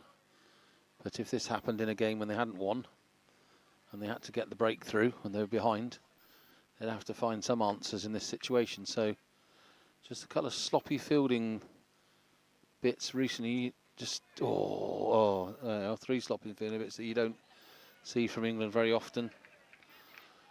Just getting that boundary there just makes me, they know they've won the game, their hearts aren't in it. I'd just like to see them get the job finished off here, really, rather than plod along and let them score 200 and run out of overs. That's 50 runs up, though, for the USA, isn't it? Yep, and it's the fielding, what Gordon-Lennox will be focusing on. It's been a talking point for a long time for the England 60 team, what they're trying to improve, and this is the sort of situation where you can become complacent, lose concentration, and he'll want the highest standards. Dobson gets back on his mark to finish his 6th over there, 51 for 3 after 23, on past the halfway point of the innings now. Still 303 more needed for the USA if they were looking at the target, but Padada and Gill are looking to build some confidence out there for the remaining games, because there will be surely a situation where they do bat first on one occasion. And that will require a different approach. It's going to be Kev Watson again.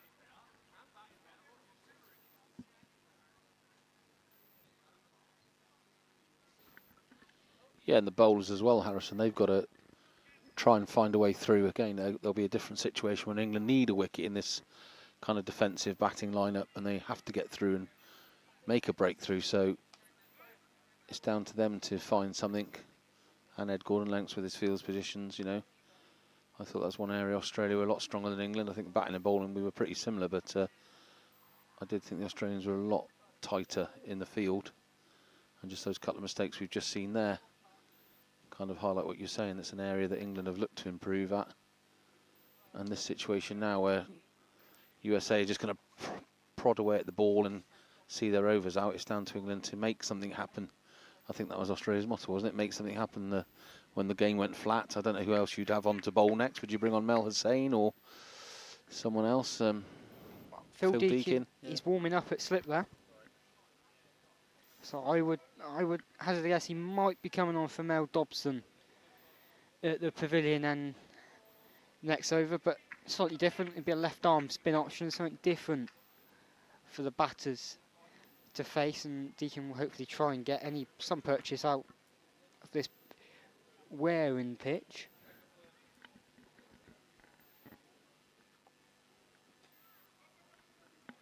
Clipped round the corner nicely by Padada there. Should get a couple. Nick Gaywood tracks it down in front of a couple of spectators. 2 more added to the total. And Padada passes the 15 mark, goes to 16.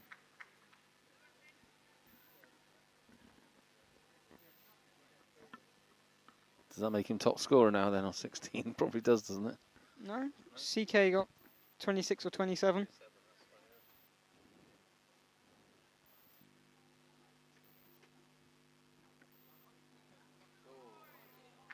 Very good from Watson again there, going past the edge of the bat. It's happened a fair few times for Padada. He's lived a charmed life at times, but he's been very solid to anything on his stumps as Watson comes back in. Case in point there, blocks the one on the stumps. Another over ticks by, 24 gone, 53 for 3. The US, and Phil Deacon has his cap off. Yeah, you called it, Harrison. We're going to see Phil Deacon. Hopefully a bit of turn can change the game. This isn't very entertaining for anyone, I don't think. A lot of the crowd have left down this left-hand side next to our van. A few of the people in the pavilion have switched off, but it's England need to make something happen. Hopefully Deacon can be the man to do it. I don't know who else they have on for spin. They don't really, do they, after Deacon and Dobson? You have Mel Hussain, whether he bowls, he may bowl a couple today, given kind of sort of the game situation we got going on at the moment. I mean, Nick Gaywood he bowls left arm spin in the nets, not one they normally call upon during a game, but apart from that, that's the bowling options for them.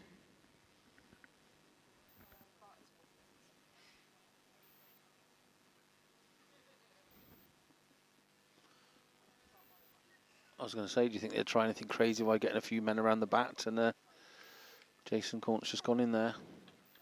A little bit tighter on the batsman. Just get yourself in his eye line. There's a wicky slip. 2 slips. Gully-ish. Mid on, mid off.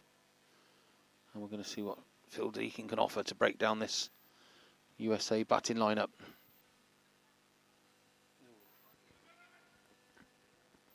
Slides on with the arm, that one, a very long potential single. Declined after Bedard made a few steps down the crease. Occasionally see a short leg in club cricket these days. Not sure it's something that really happens in over 60s cricket. Shot of aggression from Gill, but no luck for him on that occasion. No end result.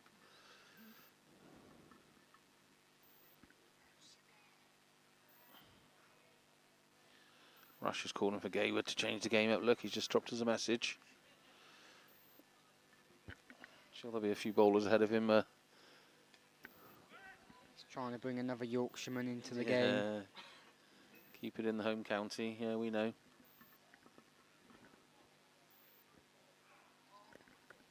Steady start so far from Deacon, just settling in here.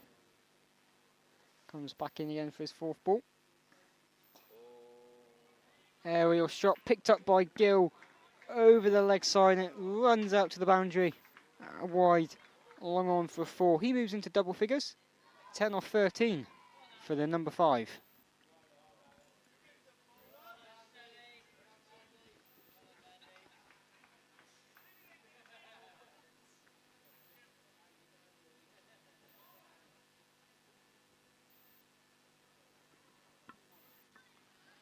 It's a beautiful evening down here at Winchmore Hill Cricket Club. It's been a beautiful day all day.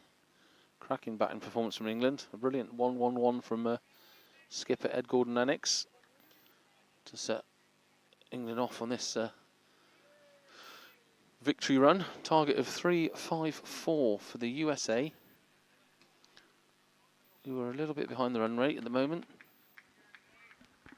Gill is looking to put his foot down a bit though. He There's is a fair few shots. 2 he's mistimed from Deacon this over, and the one he got over towards wide long on, which Neil Brathwaite has moved himself around to.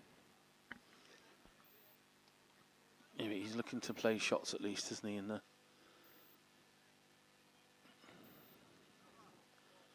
could even be running a little bit more aggressive between the wickets, couldn't they? They're not exactly running hard. I know they probably think they're not going to reach that target, which is probably correct. 15 runs and over now.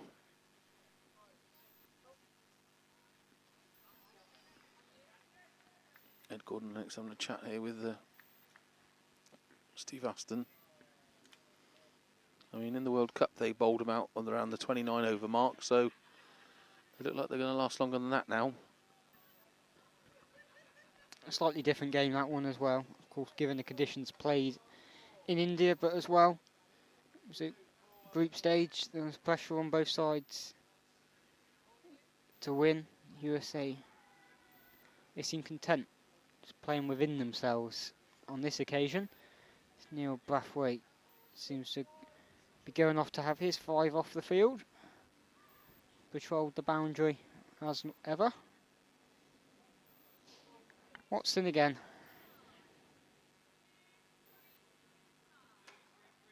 Wide, and Gill puts him through point with a nice cut shot. Corn is chasing, or just doesn't get it on the boundary. 4 more to Gill. USA go into the 60s. Flying along. Is that what you're saying, Harrison? 62 for 3 now. Their fans are making some noise as well, somewhere around the ground. You can hear some USA and some cheering. On the charge, as he has a swing and a miss there, Gill, for the next ball. He's heard the run rate is 15, and I think he's setting out on a one-man quest to achieve that mark. Gaywood has just done a little left arm spin action at backward square leg, whether he is passing some time. That's good cricket from the US there. Rotate the strike. Badada back onto strike now.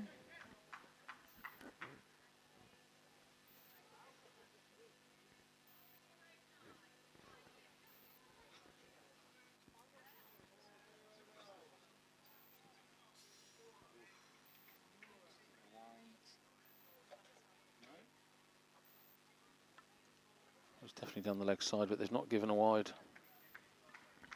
They said profile before the start of the day. I would say that was outside of his profile, but we go with the umpire's decision. Oh, there's the edge they've been searching for so much, but Deacon can't hold on. It was very low to him at first slip, only just carry to the Lancashire man there. Kev Watson has been searching for that edge for all of his 4 overs so far, but not rewarded. Yeah, it was right on his toes, to be fair to Deacon, and again, lightning quick. Steve Aston to whip those bails off and keep the batsmen on their toes. He's not even replaced the bails either, he's just run up the other end. Whether that's a bit of frustration or you don't normally see wicketkeepers do that, do you? Or he's just showing, letting the umpires do. Gordon-Lennox stopped it before he got to the boundary. So they've just run the 2, well chased down by the skipper. Another good shot by Gill, finding the gaps that are out there.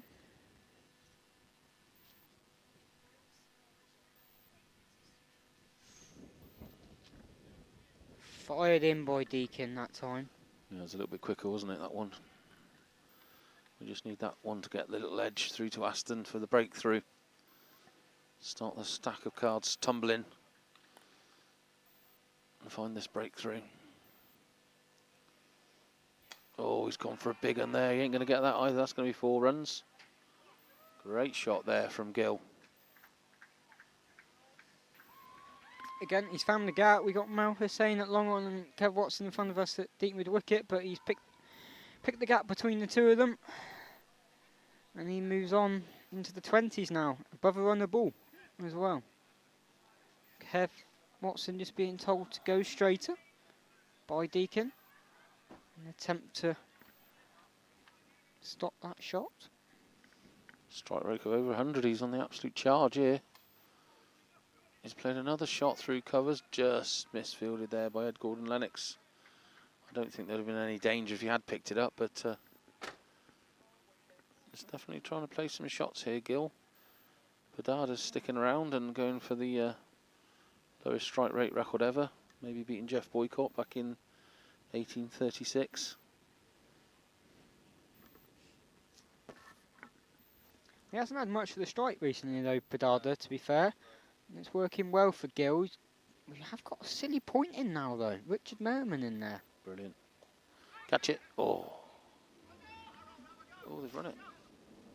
Oh, that would have been out if he did it. All sorts going on there.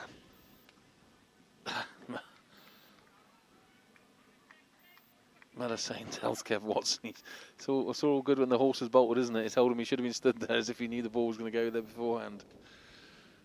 But so they're going in close to these silly fielders with Padada because he's just going to prod and poke away. And when Gill's facing, the field's dropped right back because he's playing the shots, trying to tempt him into swinging something and hitting it down the fielder's throat. My money's on Kev Watson here.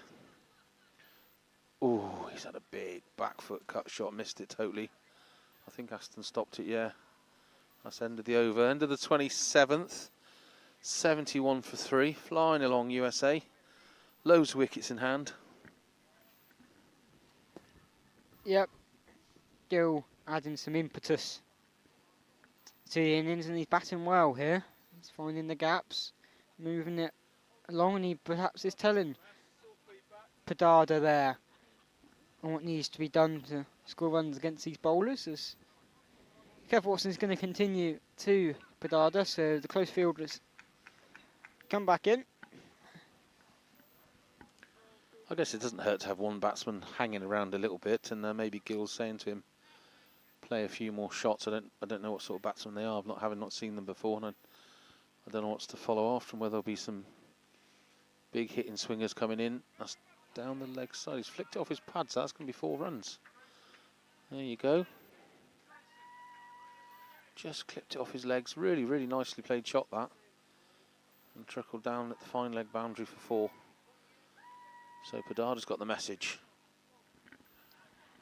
It appears so. He's punishing the bad ball, which needs to be done. I think we might be having a case of find the ball here. Okay, we're just by the cover there. Someone obscured from view, no doubt. I think it's under the cover and some youngsters are retrieving it for him. Got to make use of the spectators. In the different shapes and sizes they come in. Oh, Gaywood has a look under the cover himself now. Someone in an umpire looking top is getting involved over there as well. Maybe no one knows where this ball is. Let's just run all the way through to the hedge without anyone knowing about it. Did go in with speed. Yeah.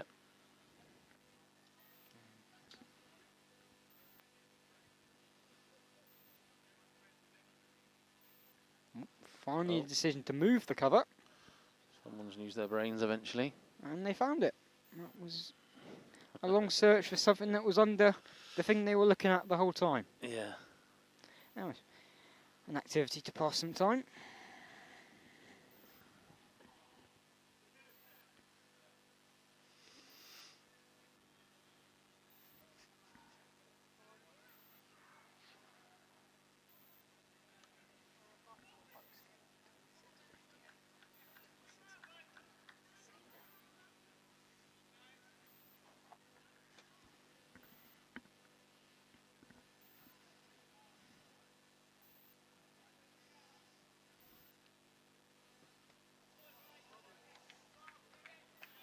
Nice tidy bowling from Watson on that second ball.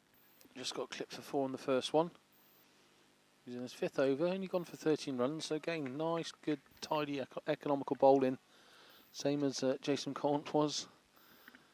And that's just prodded away again by Padada. He's had his 1 stroke of the day. He's going to go back to defending. But again, the ball before that one, Watson going past the edge once again. You must be thinking, when? Yeah, law of probability would say you've got to get a little snick on it sometime, haven't you? It's just whether, I think that one that went through to Deacon had been edged, but it literally just fell at his toes, to be fair to him. It was kind of half a chance maybe if you're being really cruel. Did take a similar catch against the West Indies off Razi Ahmed's bowling.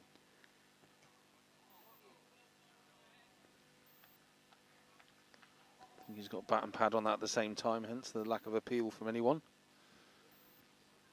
Unless they've all just given up trying and they're not going to appeal or anything. They're just going to see the overs out. We're 28th over here, so good 17 to go. Run rate 16.25. Current run rate 2.69. So we're a little bit behind. Need to put the foot on the gas. Oh, that's it. He's got it, yes. There you are. Opposite to a commentator's curse there. Finally got the little nick. Padada prodding forward. That was always going to happen eventually, as Harrison said. Just a little prod. He's got the snick, and Watson's there to take it. Finally got their man. It had been coming, and on Padada's 90th ball, he has been dismissed. A display of resolve, but unfortunately, it's over for him.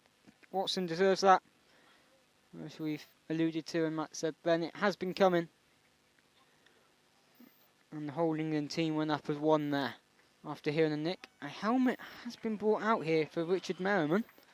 I reckon we could be getting the short leg silly point for an extended period of time here. Brilliant. That's what we want to see.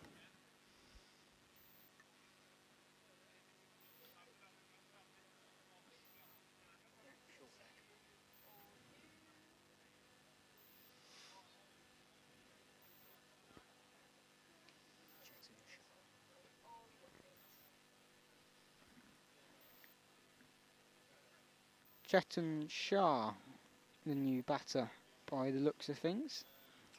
It's not exactly sitting it off there, is he? No, I'm pushing in the use of the helmet for... I sense it might just be for the new batter, and for ease he's going to keep it on. Because although if he maybe is concerned about Gill firing one at him though.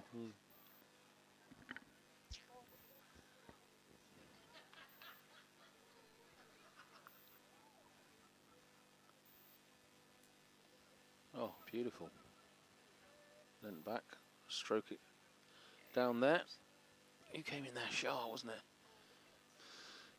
Chetan Shah, batsman number 6. Going to light up the stadium now. Merriman creeping closer now, going in at silly point. There you go, look. What's the bail flashing? In his hand. Making his mark with the bail flashing in his hand. Look, here we go, look, when he taps it down. What's that all about? Just use your spikes.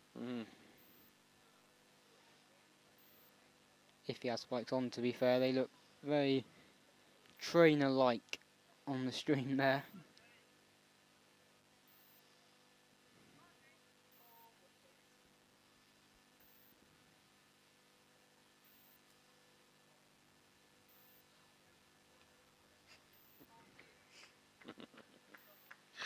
Merriman was a little bit twitchy there, wasn't he, when he lifted that bat up.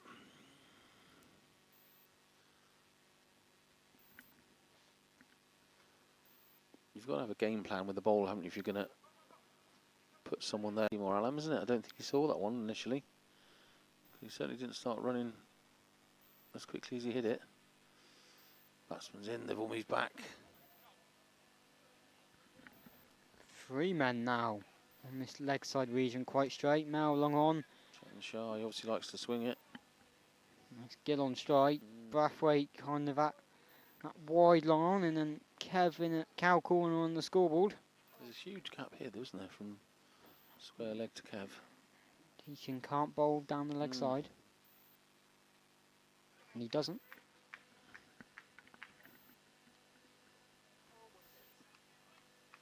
Very unusual field placement, that, isn't it? 3. It's almost like the old Arsenal offside trap. Look at them walking in together. There's Mel Hussain. That's like Tony Adams putting his arm up for the offside trap. Look at them go. Another swing and a miss. Trying to play the law of probability game with the field placing as well here. I can't believe the size of the gap here from what's this? Long on to backward square leg. Nothing. Not played one through there yet, to be fair. Well, the trust in Deacon's bowling, aren't they, to be fair? Oh, again, he's dropped it.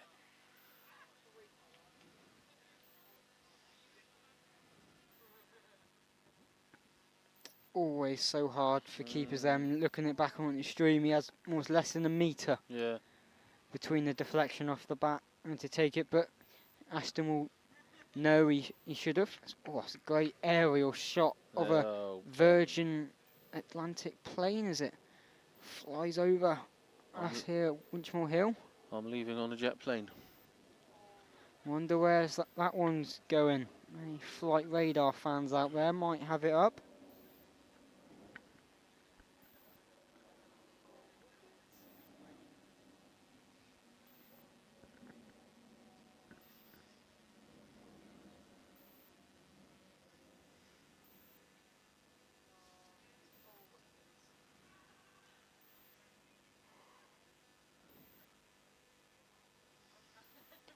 Oh, he just guided that through the gap. Hussein's on it. I thought Dobson was going to have a little dive for a minute there and just snaffle it up, but he let him go past him. Saved the body on that occasion on the hard ground, but weirdly they've had a bit of an obsession with trying to play through that region despite England having 4 or 5 fielders there on most occasions. It's a shot you're comfortable with. It's quite often a quite valuable shot, you know. If you don't edge it upwards, you can guide it down all the time. Oh, run. Not going to make it. In the air, 1 bounce, 2 bounce, fielded, thrown in by Mel Hussein. That's got top edge and looped over everyone there and landed safely. He's had a swing there. Shah. Worried in his luck a little bit, but comes with the nature he is playing out there. Watson again.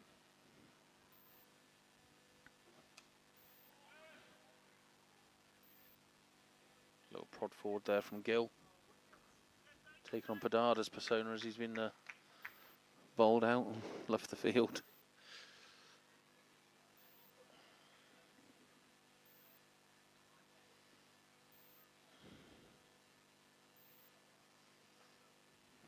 Ooh, nice.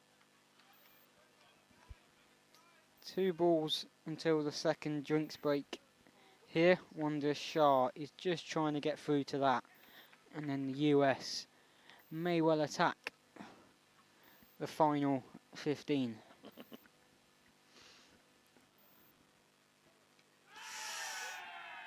He's got him, yes. He's heard a nick. Umpire's happy. And commentator's cursed that, isn't it, Harrison, trying to get through the drinks break. Next ball, he's gone. That's my wicket, Kev. I'll take that one for you. But that time, well done, Steve Aston. Holding on behind the stumps after the previous over. And it's a well-deserved second wicket for Kev Watson. And it looks like they're going to take drinks a ball early with the change of batter. So Peter Jones is coming in next. Number 7.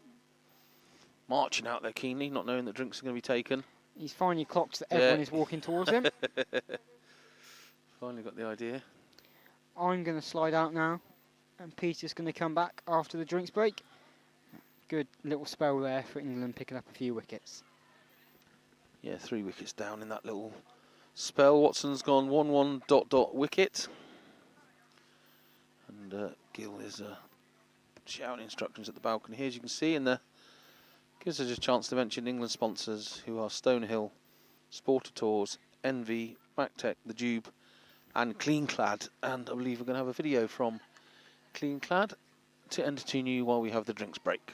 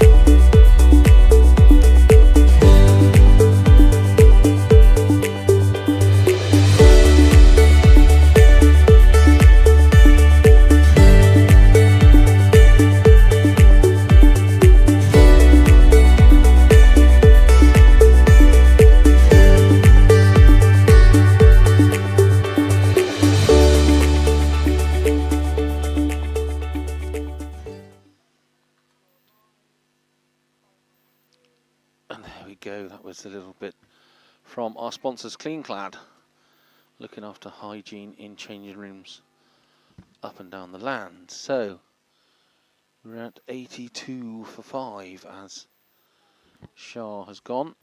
There just at the death of drinks, I think cursed by young Harrison, saying that we're going to get through to the drinks break. And in comes Peter Jones, batsman number 7 for the USA. And I think Steve Aston has just taken a comfort break there while drinks were on. And we're down into the bottom end of the batting order now. Peter, hopefully we can shift a few wickets here. Yeah, you'd think so. USA were doing really, really well to hold on in that stage of the game, but Kevin Watson, massive 2 wickets in his last 2 overs, has really changed the game, and England will really be looking to get it done with as soon as possible. Maybe Kevin Watson even get one at the end of this over before the 30th. Yeah, I thought he'd be the man to get a few with that field set, and he does bowl a really nice line and length, and if anyone's going to get a couple of edges to the keeper or slips, I thought it'd be our Fairburn man.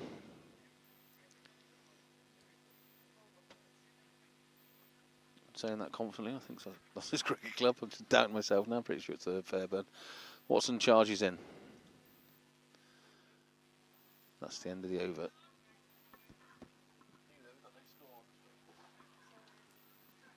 So a good opportunity here for England to really press home the advantage. Gill's been pretty impressive with the bat, you'd say. He's pressed on 25 off 28. Yeah, absolutely thundering along compared to the rest of the team. I mean, it's like a Johnny Bairstow-esque innings, that. But yeah, at least he's been playing some shots and trying to get some score on the board. No, and to be fair, it's worked out for him as well. It's not like I mean, the last thing you want to do in this situation is come in and then get straight out. But he's come in, he's played some shots, he's been smart with his innings, and it's worked really well in USA's favour of, pushing the score up slightly. And obviously, shame that he's lost wickets around him, because if CK had stayed in with him, it would have been a really good partnership, you'd feel. They scamper for a single, which puts Jones back on strike.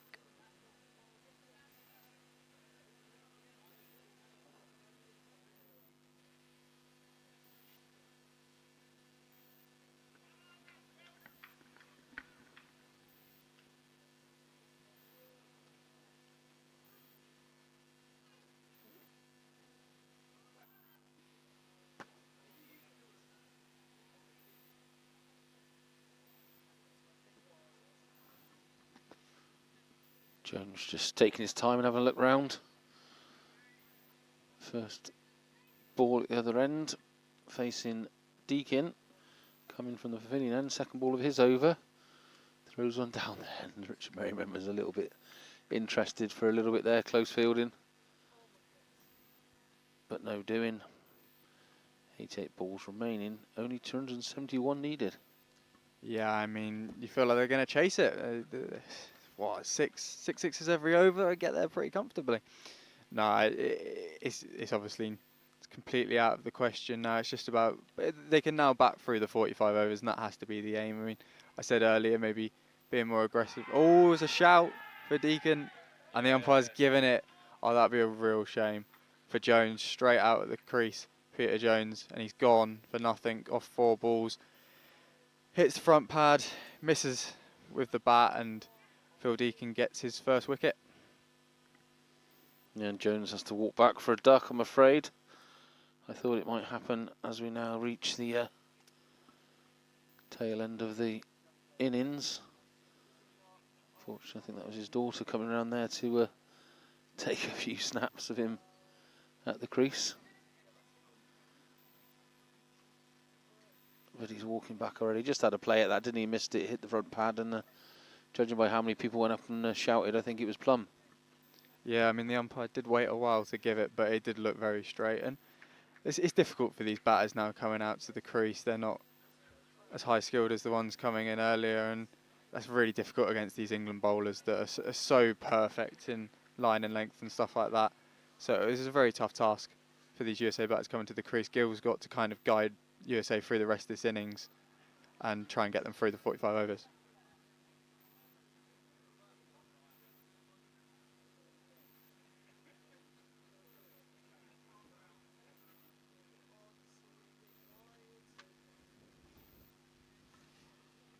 Yeah, again, I'm back to the chat I always have with Rash when he's here. I don't see the point of just batting out your 45. There's no bonus points for batting out 45 or a loser's point for getting to 45. You may as well try and play against these bowlers, even in a flip situation when you need to play.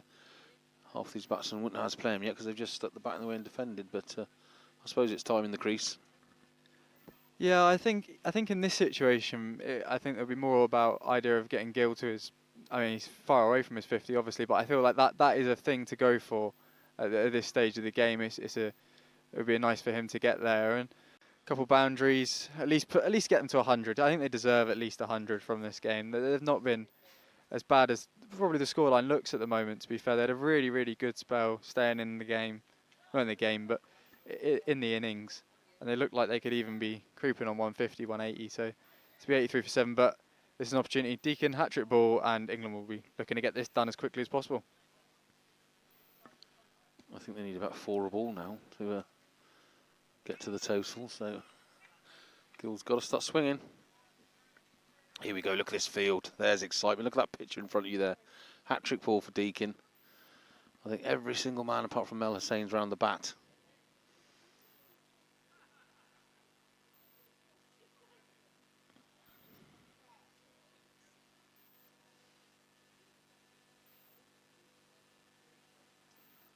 Whole team trying to bring this hat-trick home for Deacon. He's gone 1, 0, dot ball, wicket, wicket.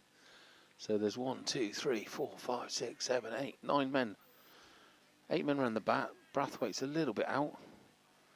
And there's Deacon bowling and Hussain. He's just there at mid-wicket. Oh, Brathwaite's gone in now as well. Bless him. There's your picture. That's all you need to see. What's in the screen there? All those men around the bat. Here he goes. Hat-trick ball. Oh, well defended under all that pressure. Beautiful. But what a cracking over there for Phil Deacon. 2 wickets, 1 run. He's done his 4 overs there and he's 2 for 19. Fantastic figures. Yeah, he'll be delighted with that. I mean, he'll just be wanting to get back out there for his next over, really. Continue along with more of the same. Brilliant, exactly what England needed, really, at this stage of the game. 2 quick wickets. They'll want to get this done as soon as possible, get off the pitch. It's been a hard, long day, to be fair to them, out of the crease. And then USA put them for a tough stretch in the game of 17 over without a wicket. And they had to really, really work for it, but now they're getting their rewards, the bowlers.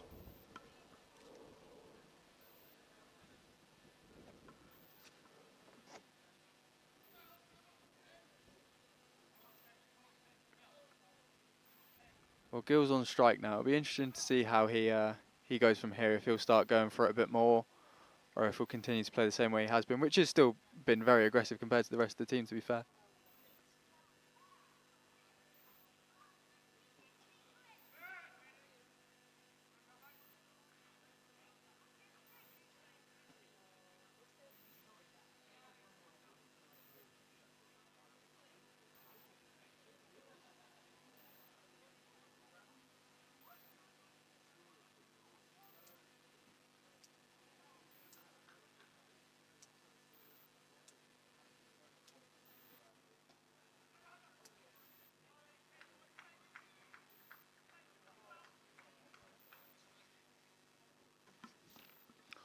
Two forward prods, so it looks like they've sucked the life out of Gill as well now.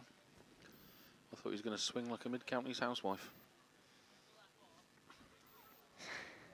Yeah, Gill really needs, you feel, to just get something out of this innings, because it might not be much longer left in it.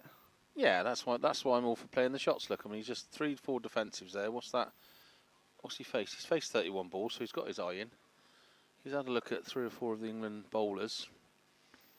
He's obviously in fairly good nick. He's played some lovely shots. Why go back into your shell? It's not like you're going to save the game, is it?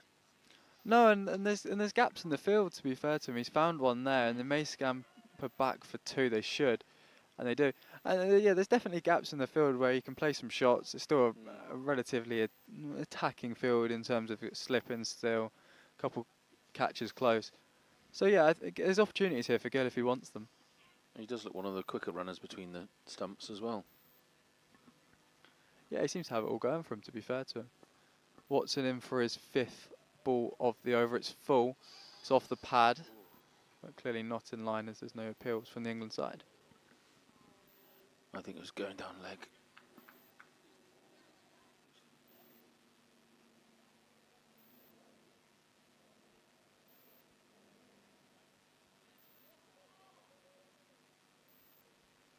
Watson in for the last ball of the over. It's full again. Flicked away by Gill. And that will be it for the over. USA 85 for 7 from 32.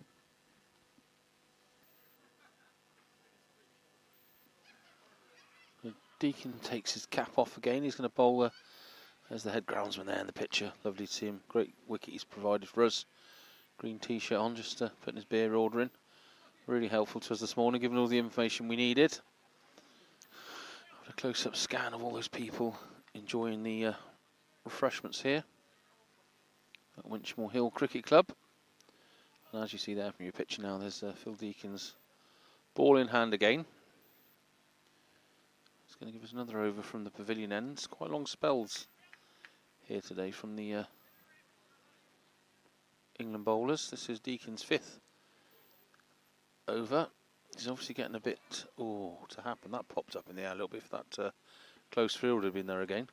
Yeah, if that would have been the result of the hat-trick ball, they'd have got it.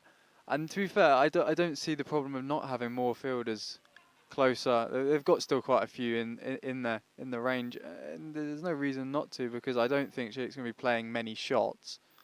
I mean, he tried to play this shot and he's bowled. I mean, it seems risky to play that kind of shot. He moved so far away from it in the end and just missed the line and length completely. Leg stump now, it's all over the place. And USA 85 for 8 now off 32.2.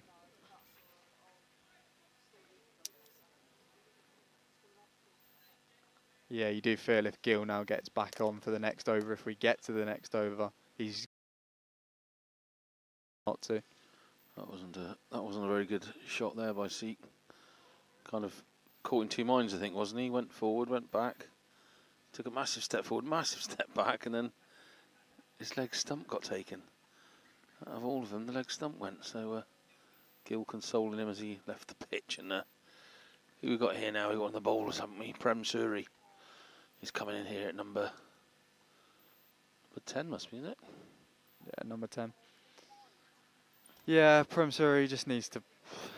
It's tough from here. He can play some shots, but if he plays shots like the previous one, Phil Deacon might be back on for a hat-trick ball again.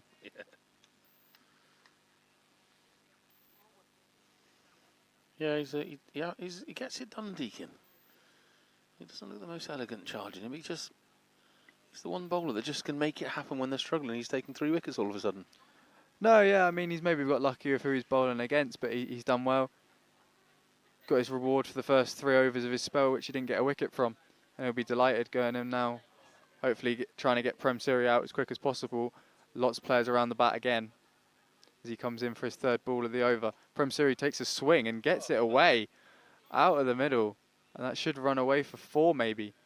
Yes, it will. 4 for Prem Suri off the first ball.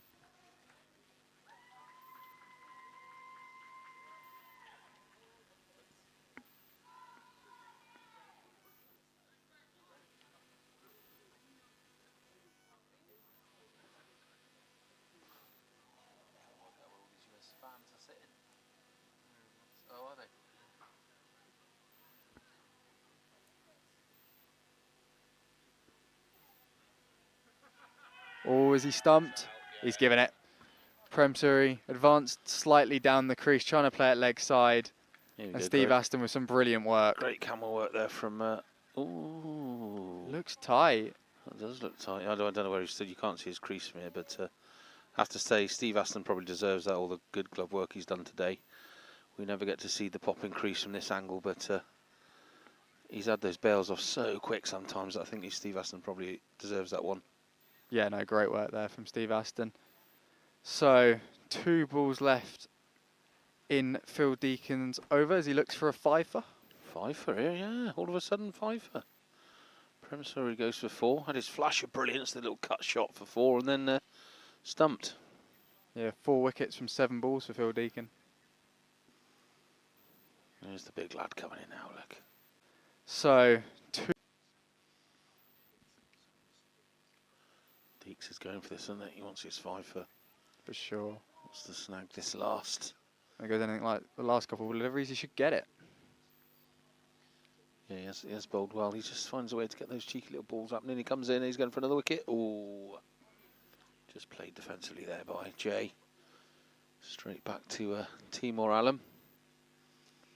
What's he in there? Silly mid on? Silly mid off? Probably, is he, Timor? 1, 2, 3, 4, 5, closing around the back. Leg side, and that's the over. Another great over, though. 2 wickets, 4 runs. Deacon's had 5 overs, 4 wickets for 23. Yeah, Deacon will be delighted with that. And now here is the opportunity for Pardeep Gill. He's got to go for it.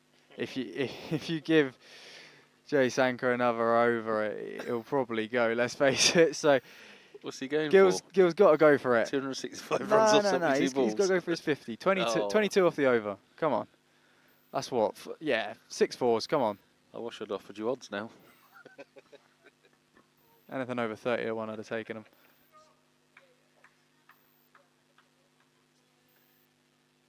Come on. Kevin Watson in for the first of the over. And he doesn't go for it at all.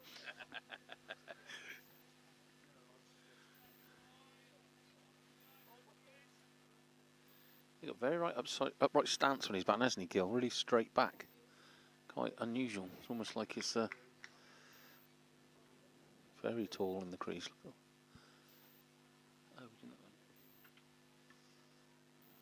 Oh, no ball.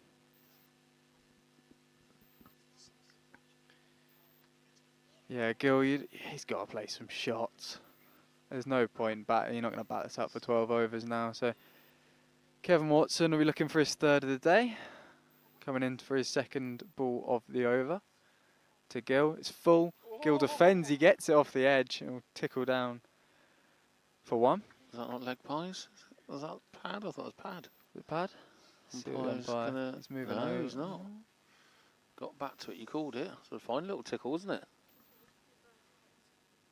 Yeah, so now this brings Jay Sankar on to strike, and he's got to bat out 4 balls now. It'll be tough.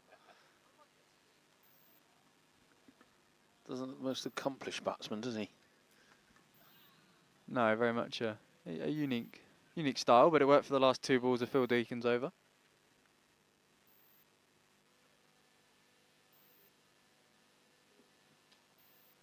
And it works for his first against Kevin Watson. 3 more for Watson in the 34th over.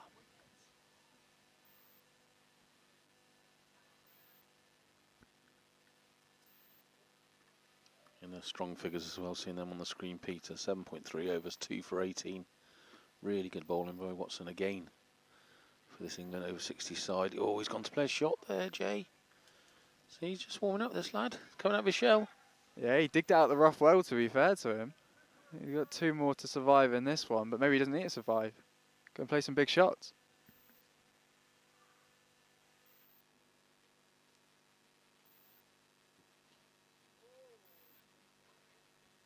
Yeah, he somehow stayed in his crease. So sharp on getting those bails off, that Steve Aston. He's like lightning.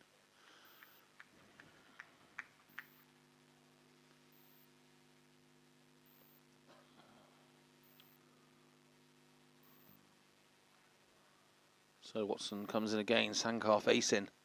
Bowls one down there, little forward prod. I don't think he's going to play many expansive cricket shots around this ground. Just going to see out his balls. 1 run off the over there for Watson. Great bowling. And Sankar survives. So what's my odds on Jay getting to his 50 before Gill? Gill's, every time I say he's got to go for it, he has to at some point, surely. It's 11 overs left. There's no point batting them out, really. You've changed your tune. Yeah, well, there was a point batting them out when they were for 6, but for 9 now, I mean, it would be very impressive, to be fair, if they could bat them out. And we've got Deacon coming in again here at this pavilion end. Cracking figures so far for Deacon, taking 4 wickets. He's looking for his 5-fer. No, umpire not interested that time. This is his 6 over. He's taken 4 for 27. 4 off the first ball. Big appeals by everyone round the bowler. There wasn't much from Steve Aston behind the stumps. I presume it was an LBW shout. Gill just prods that one back. Prowling around his popping crease there. Looking for an opening here to get this 50 on the board just for Peter. Make him happy. Yeah, I mean, Deacon would love a wicket here. Cap off his 5-fer. But yeah, Gill, you got to feel he flicks that one. There's no one out there, so they'll run hard. It's got the 1. And will it roll away for 4? And it does. That's 4 more for the over, 8 off it so far. Gill moves to 37. Fair play to Kevin Watson there, chasing his own delivery right out to a square leg on the run there. That's another 4, mind. Yeah, it's on. It's on. Only 13 more to go. That's what, 3 shots. Do it on this over with a no ball.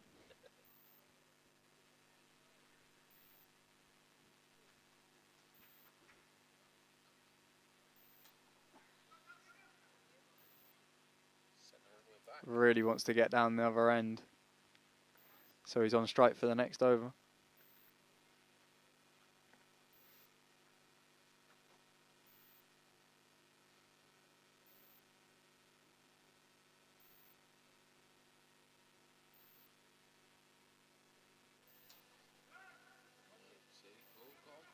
And we're going to get it. Sloppy misfield that from Gaywood. Very poor. And that has got Gill down the other end as well. So that's right in your wheelhouse, that, Peter. 50 still on. He's on. He's facing again. 12 to go. I'm sure Kevin Watson will be a bit annoyed about that. Now having to go up against Gill instead of Jay Sanker. But yeah, 99 now. USA will be looking to tick that over to 100. Get on to triple figures.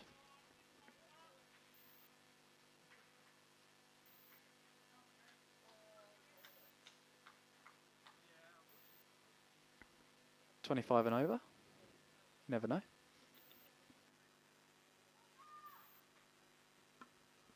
So you're saying there's hope? There's a mathematical possibility, is what I'm saying.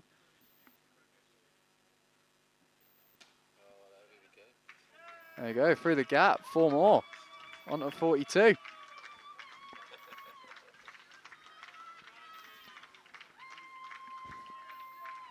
The USA fans are loving it, and it's 100 up for them, which is what they've deserved from this innings, to be fair to them.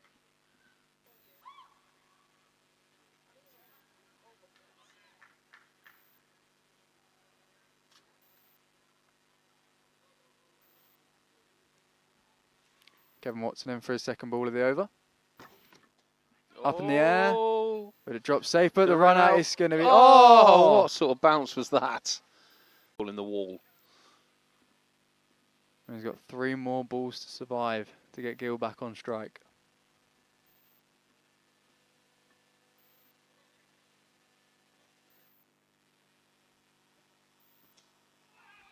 What a catch that is.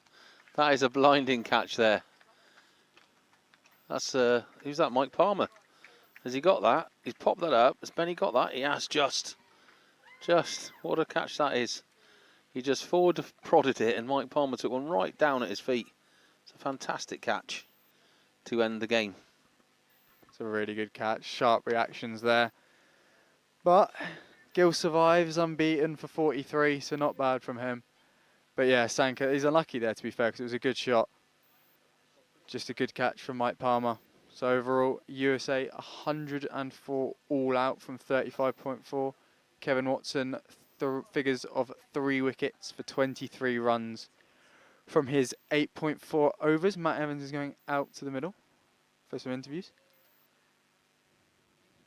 But yeah, the USA team, overall, I think they'll be relatively happy with how they played in the middle of that innings. But yeah, they'll be disappointed at the end. They skittled a little bit, and losing 2 wickets at the start was less than ideal. But Kevin Watson, Phil Deacon really did well to get them wickets at the end of the game. As the teams shake hands. Yes, England win by 249 runs.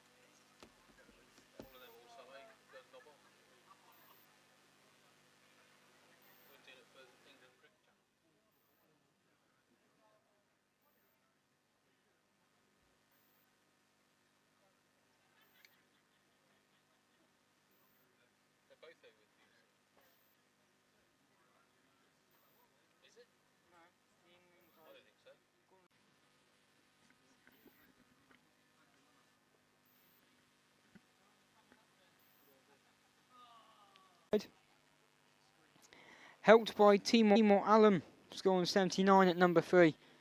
And Nick Gaywood also passing 50 in making 66 himself in a big partnership with Gordon-Lennox that helped England get up to 353. In the first place, they'll now be going into that second ODI at Chippen Camden on Sunday with a 1-0 lead and be able to take real heart from the performance they put together today. A few things no doubt they'll be looking to improve upon moving forward, but given the tie in the 5th Grey Ashes ODI last time they played, 249 run win in the first ODI of the next series is not a bad start. Of course, the Lions play tomorrow against USA, Royal Ascot, 12 o'clock start, and that game will be able to be watched here too.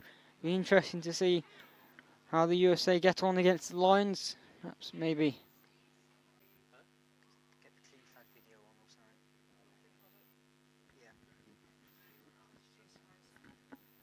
Yeah. Remember, this is the Kleenclad Cup, and we're just going to play a short video now showcasing what Kleenclad are all about, what they can do to cricket clubs.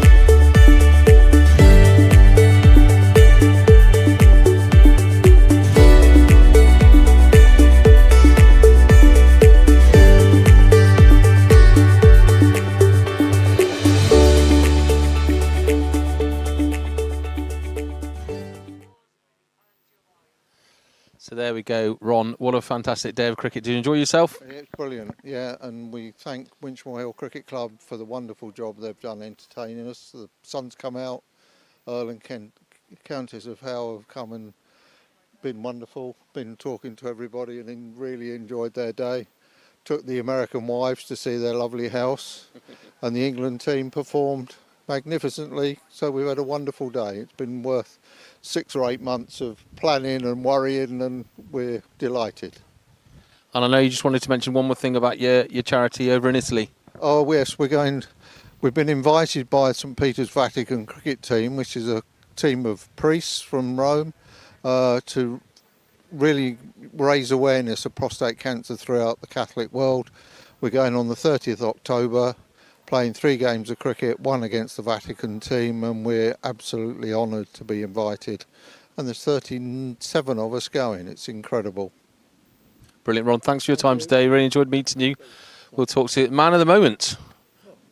111 runs. You must be pleased with that. Yeah, Mr. Nelson played his part, I think. But I just like him a great game, and I just like to thank this guy, because this guy has tirelessly for 6 years created, a cause for prostate cancer, and 75 grand over that, and you need congratulating Ron. So well done. And I think we've all contributed, and clearly the USA have as well. But a good game today. Yeah, thanks, Matt. It was a good game. And when you come out, I'll be honest, I thought you'd lost a bit of confidence last couple of games. You got some starts this summer, but nothing big. So reverse the commentator's curse. I then got you a century and you played fantastic.